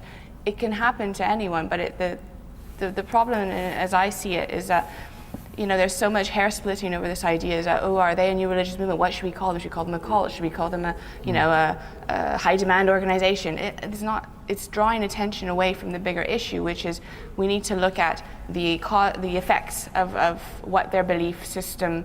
Are they harming people? Are they harming other people in the group? Are they taking away people's liberty? Yeah, I agree with all of that, but let's apply that to everything then. Let's not only apply it to groups that are labeled cults. Let's apply it universally to everything. And then what we're going to find if we do that is that it's the system that's the problem. And our identification as a group, as humanity, with the system that we have, which we believe only provides for our self-interest, is ultimately the problem. Let me see if there was any other interesting points here. You know, exactly the same in the radio. I mean, I think. But this is why I don't believe that we should be lumping everyone together. We need to look at the effects of particular groups, what's happening within particular. You can't say that.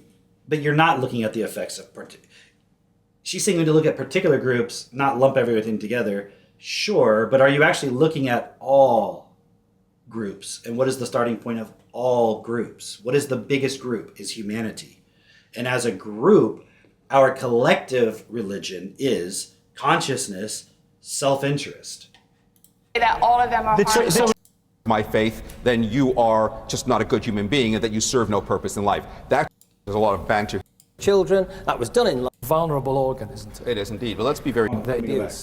Well, I mean, so Rabbi Shockett, what are the bad effects been? You know, on psychologically, the brain is a very vulnerable organ, isn't it? It is indeed. But let's be very clear. You know, there's a lot of banter here about believing in or having monopoly on truth. In essence, logically, rationally, if you belong to any particular faith, you have to obviously believe that that is absolute truth to the exclusion of all others. Right. Otherwise, you have no business believing in that faith in the first instance. That's what I'm saying. The problem is, hang on, the problem is when it spills over into excess such that you then have disregard for people of other faiths and say that if you're not a member of my faith, then you are just not a good human being and that you serve no purpose in life. That's... Well, and again, I don't know this guy personally, and maybe he doesn't represent what's going on right now in Iran, but there are people, and you might even separate, and he say he's a particular kind of Jewish faith, and there's a different type of Jewish faith which supports war. And I understand you have all the arguments of they're defending themselves and so forth. I'm not trying to dispute all of that right now, but there is a belief that Islam is anti-Christian, anti-Jewish, and so therefore they do not have the same rights as everybody else. They do not have the right to weapons. They do not have the right to defend themselves because they're perceived as a threat. But that's on the basis of political, economic, and then underpinned by religious ideas. That's where it all goes wrong. And essentially, if you go so in other words,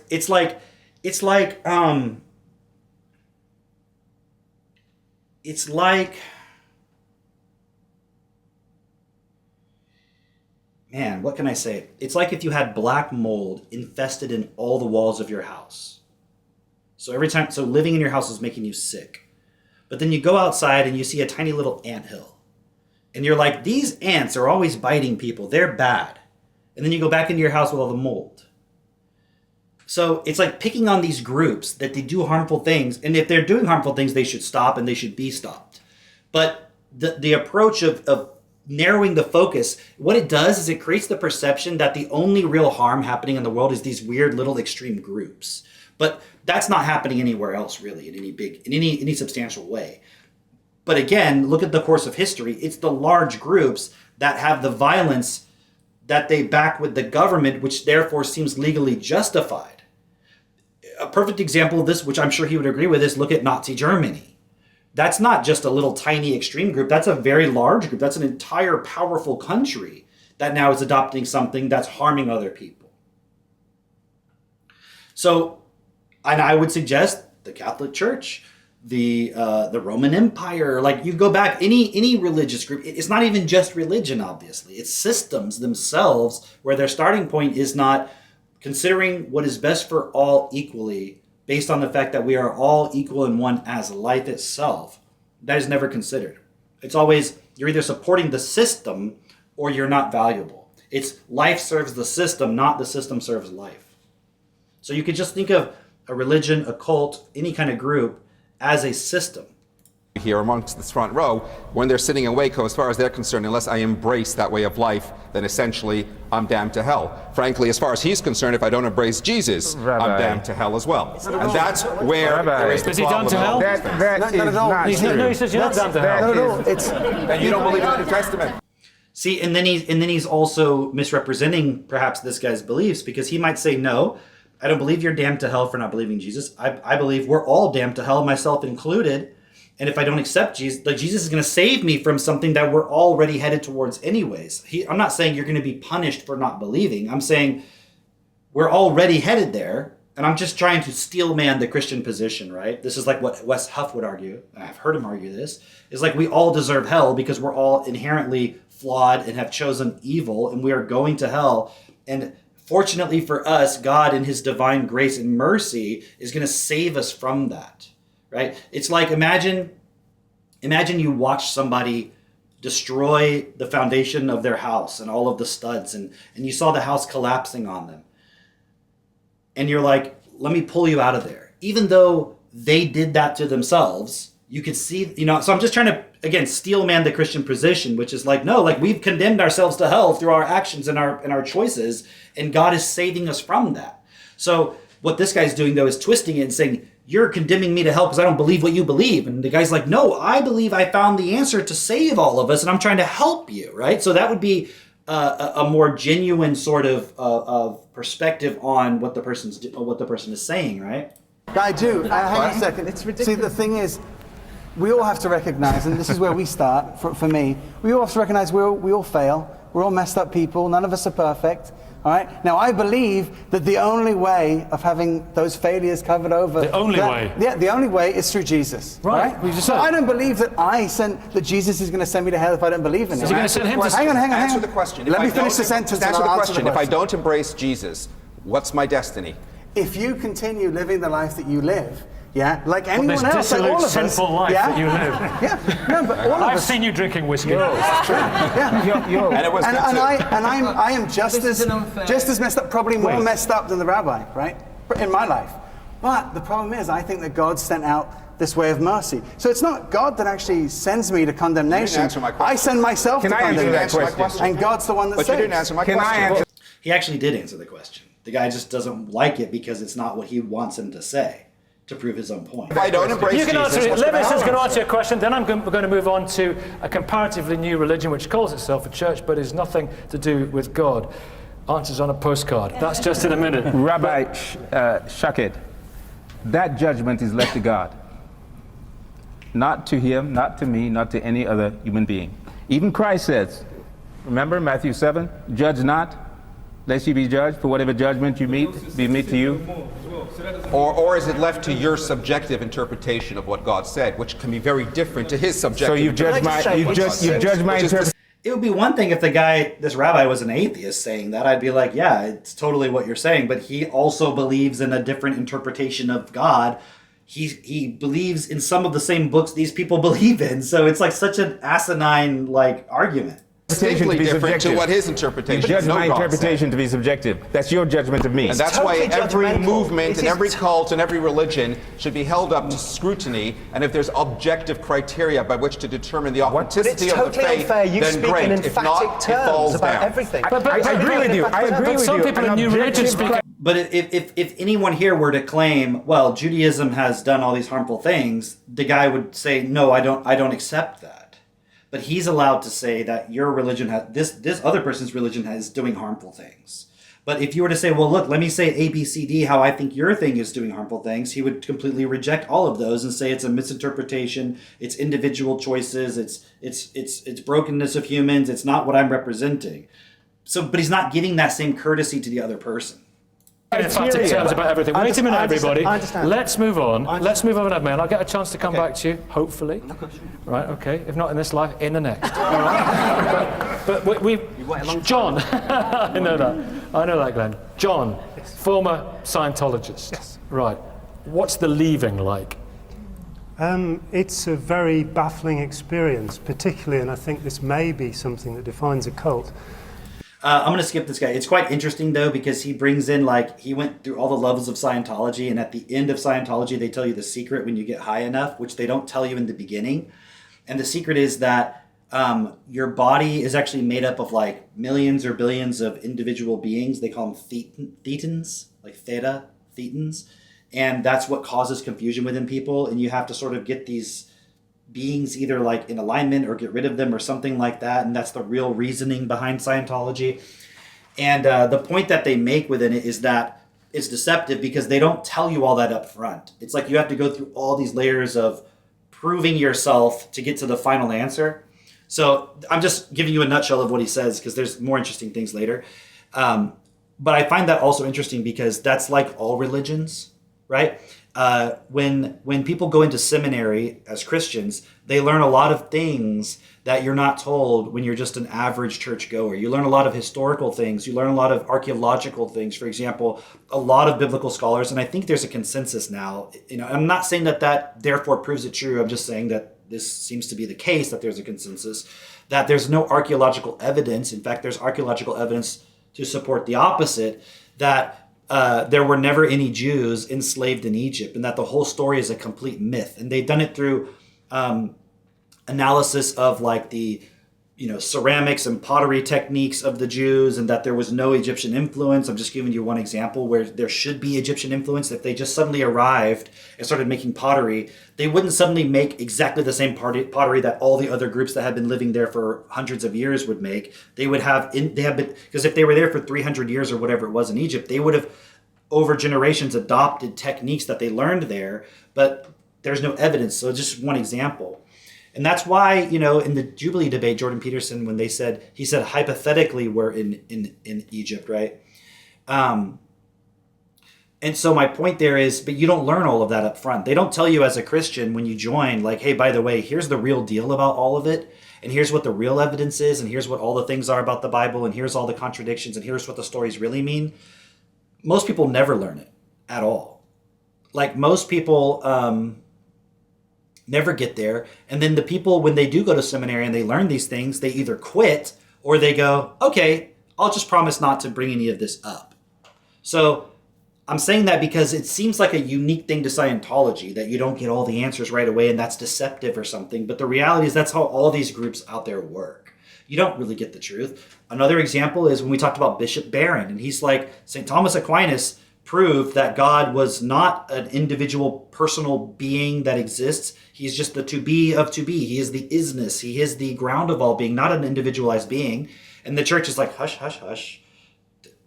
All of our people believe he's a being out there that they listen to, that has commandments for their lives. Like, oh yeah, okay, well, I'll just talk about it, but it's not official doctrine or anything. But what I'm saying is the higher levels, that's actually what they believe. They don't believe in the version that the masses believe in. Madeleine O'Hare made this same point as well. She's like, when you're talking about God in philosophical ways to prove a point, you got to realize that's not what everyone else is thinking about what God is. That's a different version that ropes in a lot more context, but it's not what most people think. So that's just the point I wanted to make with him. Remember, come along, George. No, I think throughout this programme we've tended to polarise the discussion, and we've done it right from the start. That what's the difference between a religion and a cult? As if you've got religions there and cults there. That wasn't the idea cults, that we had in mind. I agree with this gentleman. Cults brainwash you, it's psychological coercion, it's a charismatic leader. Well, Francesca was saying from right at the top, there is very little distinction if you look at it. It's just a matter of scale. But does that make it so? Not everyone has been saying that. But if you looked at the list that you put up at the beginning of the programme, if you take something like Opus Dei, now it's actually part of the Roman Catholic Church. It's been approved by the Pope. It's heavily criticised around the world, which is precisely my point. Sorry, can you let me finish, Ian, please? I'm just responding. But it's part of the Roman Catholic Church. Okay, it's controversial, but it's precisely my point. Which category do you put it in? Is it part of religion, or is it something that's different? And I think we've tended to say, well, religion. Mainstream religion has got sensible beliefs. Cults have got these kind of funny beliefs. We haven't said that. Some people have said that. Some people haven't said that. So I think you're being a little bit selective in your hearing. And I'd like to support this gentleman here because I was just looking up Opus Dei real quick. Look, in 2019, Guadalupe Ortiz de Landazuri, one of the first women to join Opus Dei, was beatified, so she became a saint. She is first woman of the group to be beatified. Earlier in 2000, the first publicly known sexual abuse case of Opus Dei in the U.S. against so-and-so was settled for $900,000. Opus Dei publicly acknowledged a sexual abuse case within the organization for the first time in its history, this one involving priest Manuel Cosina. Interesting. I had heard the name, but I had no context for what is Opus Dei. Why is that guy bringing it up? Like, is it like controversial or something? Controversy. It's been criticized as the most controversial force in the Catholic Church. Its founder was a polarizing figure. Allegations of secretiveness, controversial and aggressive recruiting methods, strict rules governing members, elitism, and misogyny. Mortification of the flesh is practiced, which I think is like you kind of like whip yourself, or you deny things to yourself so you're not like engaging in like pleasure type activities or something. I mean, there's probably like a very generalized term, like they whip themselves and stuff. That's not fucking weird at all. They've been criticized for seeking independence and more influence within the Catholic Church. Some journalists have researched it separately. They received that's what the Da Vinci Code is about. Dude, how did I not realize that? Okay. So it was about the Opus Dei sort of situation. Showering potential members with intense praise. Seems pretty cool, actually. Praise me! And instructing memories to form friendships and attend social gatherings explicitly for recruiting purposes. Right, so they're just doing what every other business or company or group or anything does. Maintains a high degree of control over its members. So, like, it was investigated as a cult by the Belgian government. And some aspects were found to be cult-like. As members of Opus Dei are Catholics, Opus Dei has been subject to the same criticisms targeted to Catholicism. I don't understand, though. Is it a part of the Catholic Church or not? A personal prelature, but what's the situation? The Holy See granted final approval in 1950. It was affirmed as a status, and Catholic Church leaders have voiced institutional support, even though it's controversial. So, and the Pope still appoints people and so forth. So why do they get a pass by the Catholic Church, even though they're accused of being a cult? But it's okay, I guess, because they know like they can manage the perception of it, and it's okay. It's not a big deal. Why do Catholics give them a pass? In general. And why do Catholics give the Pope a pass for giving them a pass? The conversation has been the split between religion and cults. And the conversation, what's been said, is a generalization rather than actually address specific areas. And quite frankly, I think this obscures what's really going on. That is to say, if we're trying to find meaning.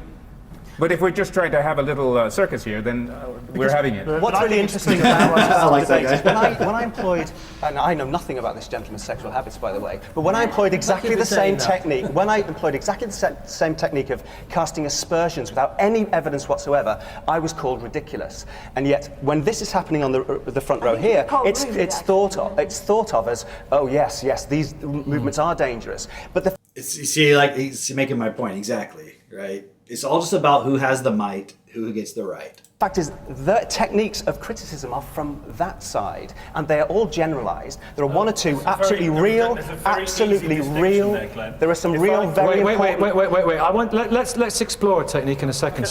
One of the techniques, a cultish practice. We're not talking about groups per se being cults. We're talking about cultish practices within groups, whether they be sects, whether they be parts of religions, or whatever. You've had your hand up for so long. You were talking about your definition, first of all, of what counts as a cult. A lot of those words that you used are actually subjective, that this is manipulative. One person's manipulative is another person's selling technique, etc., etc. And you talk about... See, he says it means having a hidden agenda because that was his experience in the Scientology. I don't understand why he got to the top and they told him that these thetans are all in your body, and he was like, okay, I'm out. I'm like, well, how do you know it's not true? Like, I mean, I'm not saying I think it's true. It's just like, is it that crazy? Like, if you're a Catholic and you're like, so I'm going to eat this and it's actually the body of Christ. I mean, it's not actually, right? Like, it's metaphorically, right? And they're like, no, it's actually his body. Eat it. And you're like, all right, cool. Sounds good to me. You're not like, okay, now, what? Like, no. This doesn't, like, why is it this guy's like, oh, wait, you're saying my body's composed of lots of beings and that's why I'm confused? Like, that's a little outlandish. But the Catholics doing their thing, that's totally fine. Or the Muslims doing their thing, or whatever, like the Muslims praying at Mecca and all this other stuff. Let me ask Google a question. From a Catholic perspective, is the communion wafer actually the body of Jesus? Yes. From a Roman Catholic perspective. Now, the thing is, I wouldn't just trust the AI, so I'm not, please don't assume I'm trusting the AI. I went to a Catholic school. I was raised for a large part of my life Catholic. I know what the fuck Catholics think. I know about the transubstantiation. I know about the hypostatic union. I know all that stuff. Okay, so it's confirming what I already know.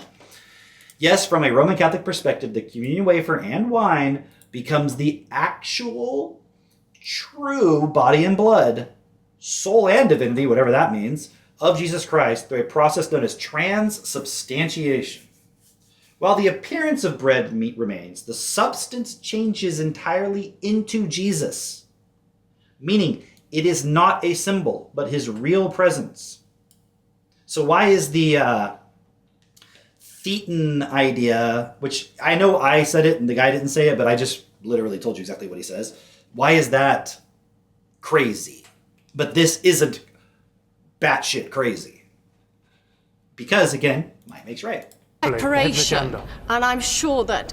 What's the hidden agenda of Scientology? That they want you to be rich and, like, be really competitive in this world and, like, get rid of all your negative programs or something that get in the way of you, like, being really effective at surviving this world. I mean, it says in the very beginning of it that the whole world life is based on survival. Like, it tells you. So when they tell you this little detail, it should just be like, oh, okay, sure, why not? Like, why is it such an outlandish idea?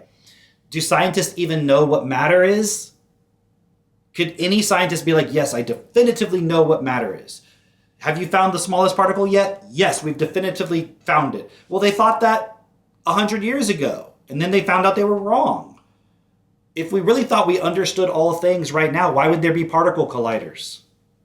Particle accelerators? Why would they exist? We already know everything, right? So we already know. How do you know if you don't collide enough particles, you find the thetans that are behind everything? You don't fucking know. So it's like such bullshit to act like any group that claims a monopoly on the truth is obviously wrong because we know the truth. And like, so you're not claiming a monopoly on the truth?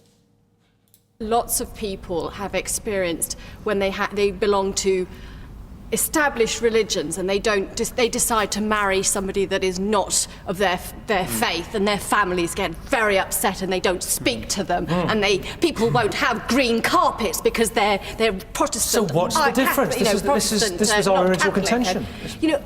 I mean, they're in Britain right here, and the Protestant and Catholics in Ireland fucking went at each other's throats over a very simple disagreement. Use separation. Like, they were bombing each other and killing each other. Go look it up. The song Sunday Bloody Sunday by U2, I think it's by U2, is all about that. All groups, political parties, religions, they all use the we know what's best, those people are doing it wrong.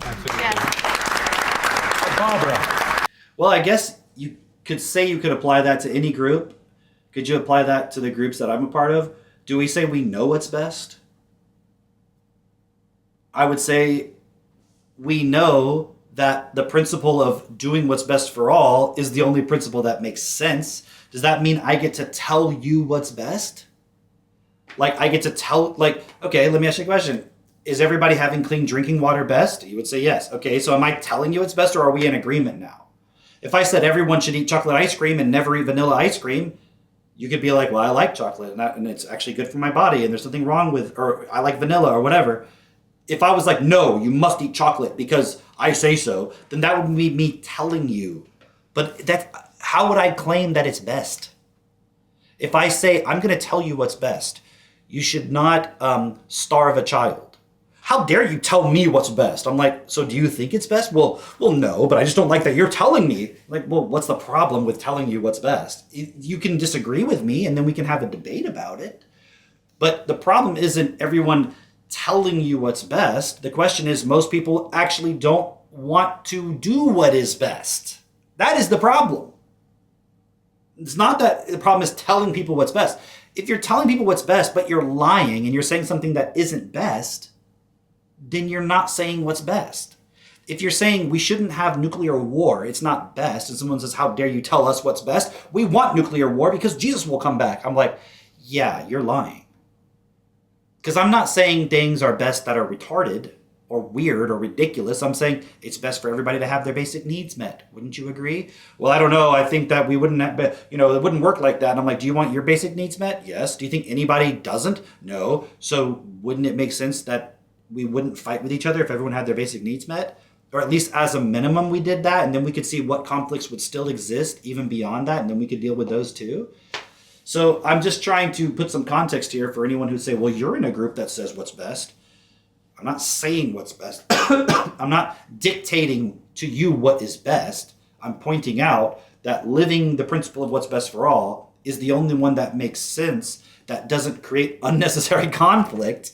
Do you like conflict in your life? Absolutely not. So conflict isn't best? Correct. So how could we eliminate all unnecessary conflict? By doing anything other than what's best for everyone? Is there any other way to eliminate it? The problem is, if you're in a position where you can benefit from the way things are, you don't really care if it's not best for everybody because you think you're protected somehow and you can have good things. Other people don't, but it's going to be okay for you. So that's where the self-dishonesty is. That's why you don't like someone saying, like me, saying we should do what's best for all, because you're like, but then I might have to come down a little bit so they can come up. Temporarily, maybe, but then once you're on the same field, you can actually go so much further together than you were ever going to be standing here, actually just trying to defend your position the whole time from those who don't have what you have. It's common sense. Tell us about Tom, your son. Right. I love this one.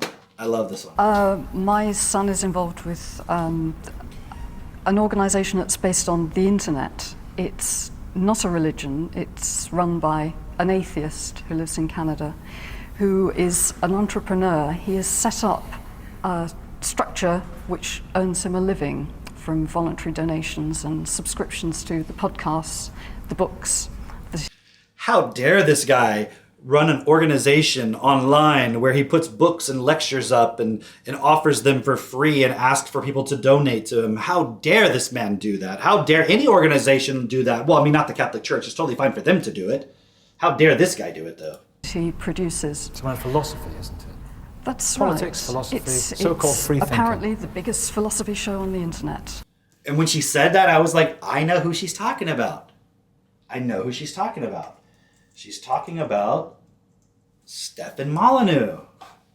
That's who she's talking about.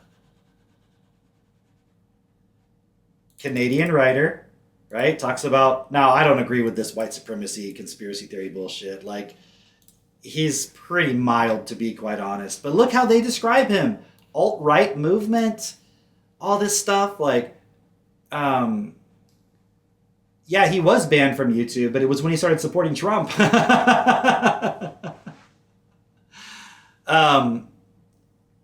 He did have some things about, what's that guy, the IQ, the bell curve guys. Bell curve. Murray. Because I have the book, right? Talking about the bell curve and IQ and all that shit. And it leads to a bunch of racist arguments, apparently. And I get all of that, right? Whatever. But that's who I know, because I used to listen to some of his stuff that was really interesting.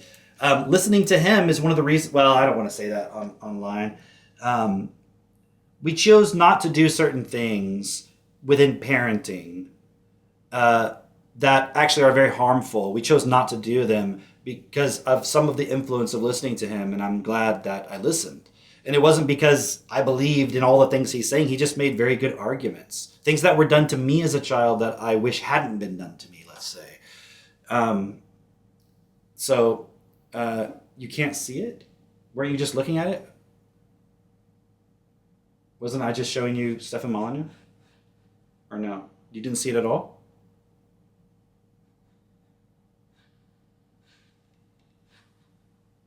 Yes or no? Did you see the Stefan Molyneux or not? You gotta tell me yes or no. Maybe there's a delay or something. Did you see the Stefan Molyneux page? Yes or no? I know you can't see it right now. I'm asking, did you see it earlier when I had it pulled up? You didn't see it at all? Okay, that's weird. I don't know why that happened. You see it now?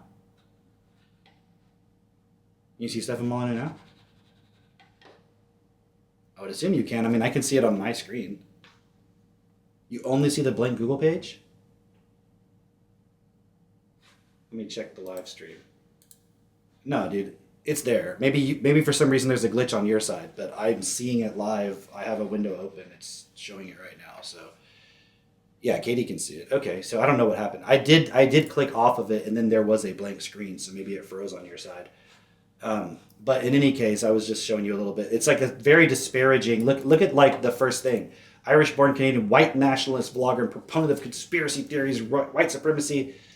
I'm like, oh, there's a delay, yeah. I'll give you another example. Like he has a lot of things saying not to put your kids in daycare and all the negative effects of daycare, which I was never going to do that anyways with my kids. He has a lot of things about what he calls peaceful parenting, like don't hit your kids, don't present yourself as an authoritative figure that they must listen to, otherwise they'll be punished. He talks about not using punishment as a way to control your children, other things too. And I'm just saying, like, he's got a lot of really cool points. Like, there's also things I don't agree with him on. It says he's an atheist, or she said he was, but now he's very pro-Christian. So I don't know what's going on there. But I think that's also, like, kind of a grift. Like, a lot of people are okay with Christianity now because it's popular. I haven't changed my fucking tune since 2008, okay? So there you go. My son was studying philosophy and critical thinking when he was at school. He was about 16 when he first came across this. I want this university to brainwash my child, but not this Stefan Molyneux, this Canadian. He's Irish. The Irish can't be trusted. The Irish will turn you into a leprechaun. This website. I imagine he Googled philosophy podcasts, and there was an introduction to philosophy by this man, who is very charismatic. Very charismatic. I don't know if I would describe him as charismatic. I think anybody who just does something consistently online and has confidence within what they're saying, somebody who's like kind of doesn't feel like they could do that, it feels like they're charismatic, I guess. I don't know if he's on YouTube anymore. Let's see. Like, let's just look at him talk. Hey everybody, Stefan Molyneux from Free Domain. Hope you're doing well. So I wanted to just share a couple of thoughts about the Epstein situation, because the pool and wanting to have him get them a job or do some kind of favors or invest their money. What if? So I think what's happening. Does this guy exude charisma? I mean, he's just like a normal dude. It's just like this lady's like, I just wanted my son to not question anything. Oh, is he really on Owen Benjamin's thing? I did not know that. Interesting. Yeah, maybe that's why he embraced the Christianity stuff, not the atheism. Maybe he let go of the atheism. I don't know if I follow him. Maybe I follow him on X, but I used to listen to a lot of his stuff a long time ago. But, anyway, so it's just funny because he's being roped into like it's some kind of cult because he makes philosophy videos. It's like you just don't agree with what he says. If it's some Harvard philosopher making YouTube videos that say all the things you want him to say, then you wouldn't think it's a cult. Even if some kid got obsessed with reading the Bible or got obsessed with reading Aristotle and became a scholar of Aristotle and their whole life was Aristotle books and they wrote papers about Aristotle, you wouldn't be like, he's joined the Aristotelian cult. But like back in the day, just to prove my point, Pythagoras. Who was Pythagoras? Pythagoras. Come on, where's the word? Come on, you know the word I'm looking for, Wikipedia. Oh, it's in there. No, culture. Damn it. Come on. Oh, it's not in there. Let me just be a little bit more specific. Cult of Pythagoras. Not book. Oh, look, the cult of Pythagoras. The Pythagorean cult. was a secretive, mystical, and philosophical brotherhood founded by Pythagoras. They practiced strict asceticism, including vegetarianism and strict secrecy, while advancing math, music. Look at that. They believed all things are fundamentally numbers and worshipped the tetractys, a triangle shape composed of 10 points. They believed in the transmigration of souls, believing souls move between human and animals. Well, that's why they didn't eat meat. The fava bean ban, they didn't eat fava beans because they held the souls of the dead. That's not weird at all. They lived in communal secretive societies. Sounds like a cult. Sounds like a cult. And yet, every child that goes to school learns this theorem from Pythagoras, from the cult. You're literally learning cult ideas or whatever in school. You know what else is weird? Was Newton gay? What? Why would even someone ask that? Was Newton an alchemist? Isaac Newton was an alchemist. He did his work in secret because it was heretical. Interesting. Occult studies. Isaac Newton, Sir Isaac Newton, you mean the one we always hear about who invented calculus, which we also learned in school? The guy who invented the three laws of motion, who discovered the three laws of motion? He was exploring, he was obsessed with biblical interpretation, especially the apocalypse. It was considered a cult? But every child learns about Newton and learns that he was one of the smartest people ever because the apple fell on his head and invented gravity or whatever the hell he did. And says, therefore, that's abusive. Wait, what's abusive? Very simple things. Do your homework. Things that parents say routinely to their children as they're growing up. That's abusive, apparently. So you should get... Oh, that's why she's mad, though. Because he watched this guy's philosophy, and then he's basically presenting like how you should parent your children in a way where you don't abuse them. So then he's going back to his mom being like, Mom, you're kind of a bitch. Like, you are not treating me as an equal. You're just telling me to do things. You don't consider my perspective equally. I mean, I'm imagining what the conversation is. And he's like, you did all these things. And, I think it's actually kind of an abusive relationship. And she's like, so she's calling Stefan Molyneux now the abuser who's running a cult because the kid learned some stuff from Stefan Molyneux and now sees that his mom was abusive. And she's like, well, I just wanted him to do his homework. Well... how has that helped him now? What's your son doing now? Is his job about to get replaced by AI? Good thing he did his homework, though. Abusive people out of your life. You should only have voluntary relationships. What a terrible concept. You should only have voluntary relationships. You should not have abusers in your life. But isn't she saying she wants the cults gone because they're abusive? Isn't she saying that? Like, these cults are mind controlling people and they don't have any free will. They're not there voluntarily. They're being brainwashed. Well, that's literally what you're saying Stefan Molyneux said, that you shouldn't be doing things because you're brainwashed and it's abusive and you should have a voluntary relationship with people. So how is that making him a bad person? No, the reality is, Mom, you just wanted your kid to fucking do what you say and not actually think for himself. That's the reality of it. Means Australia. Paradoxically was studying critical thinking, but all the critical faculties seem to just disintegrate in some... Are we...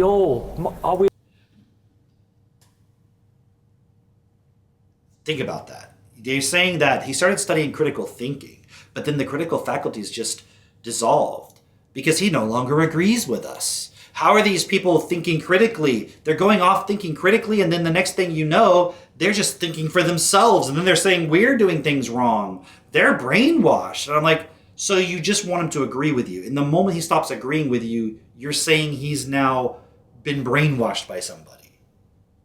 But as long as he continued to agree with exactly what you want, then now they're not brainwashed anymore. Now they're just thinking critically. It's so disingenuous. We're all vulnerable. I think all people are vulnerable to being manipulated and to also having their psychology taken over.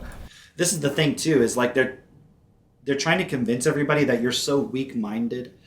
You're so stupid that anybody could just come and brainwash you. So they're really just saying everybody needs to be protected from these terrible people who are trying to brainwash everyone, so that the system can just be the only ones that get to brainwash you.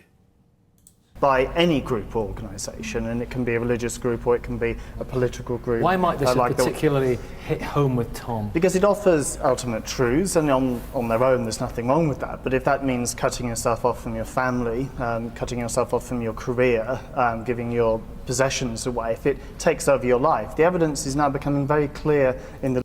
So if you take whatever you believe seriously, if Jesus says give up your possessions and follow me, and you take it seriously, now it's a problem.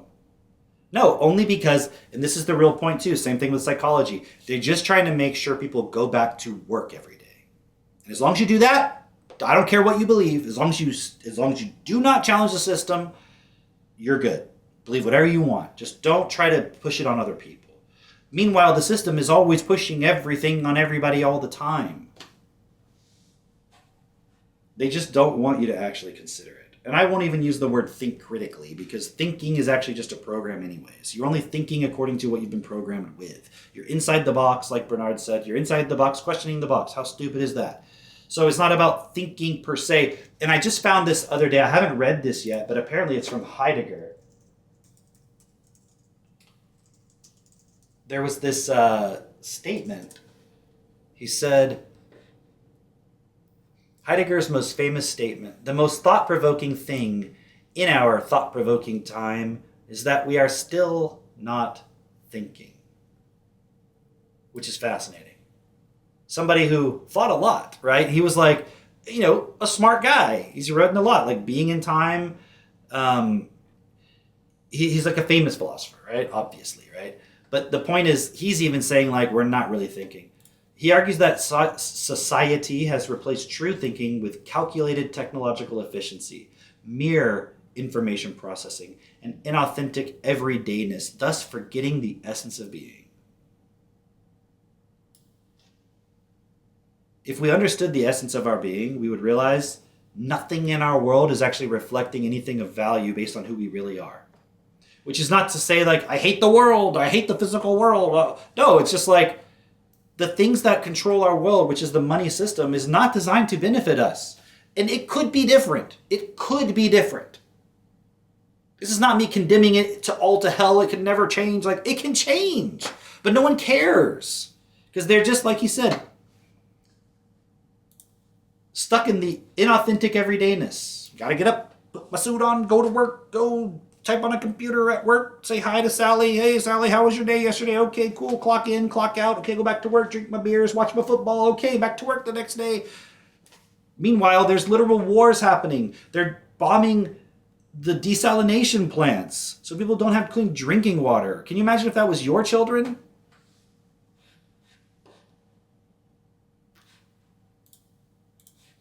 The literature, that when groups take over in that way, when they become totalistic, that has a serious psychological effect on individuals, as well as destroying their life chances over the period during which they're... But again, you have Catholics, for example. I know I keep using that example because it's so specific. Their rituals, the whole tradition, everything is so specific. It's very easy to identify. It takes over their whole life.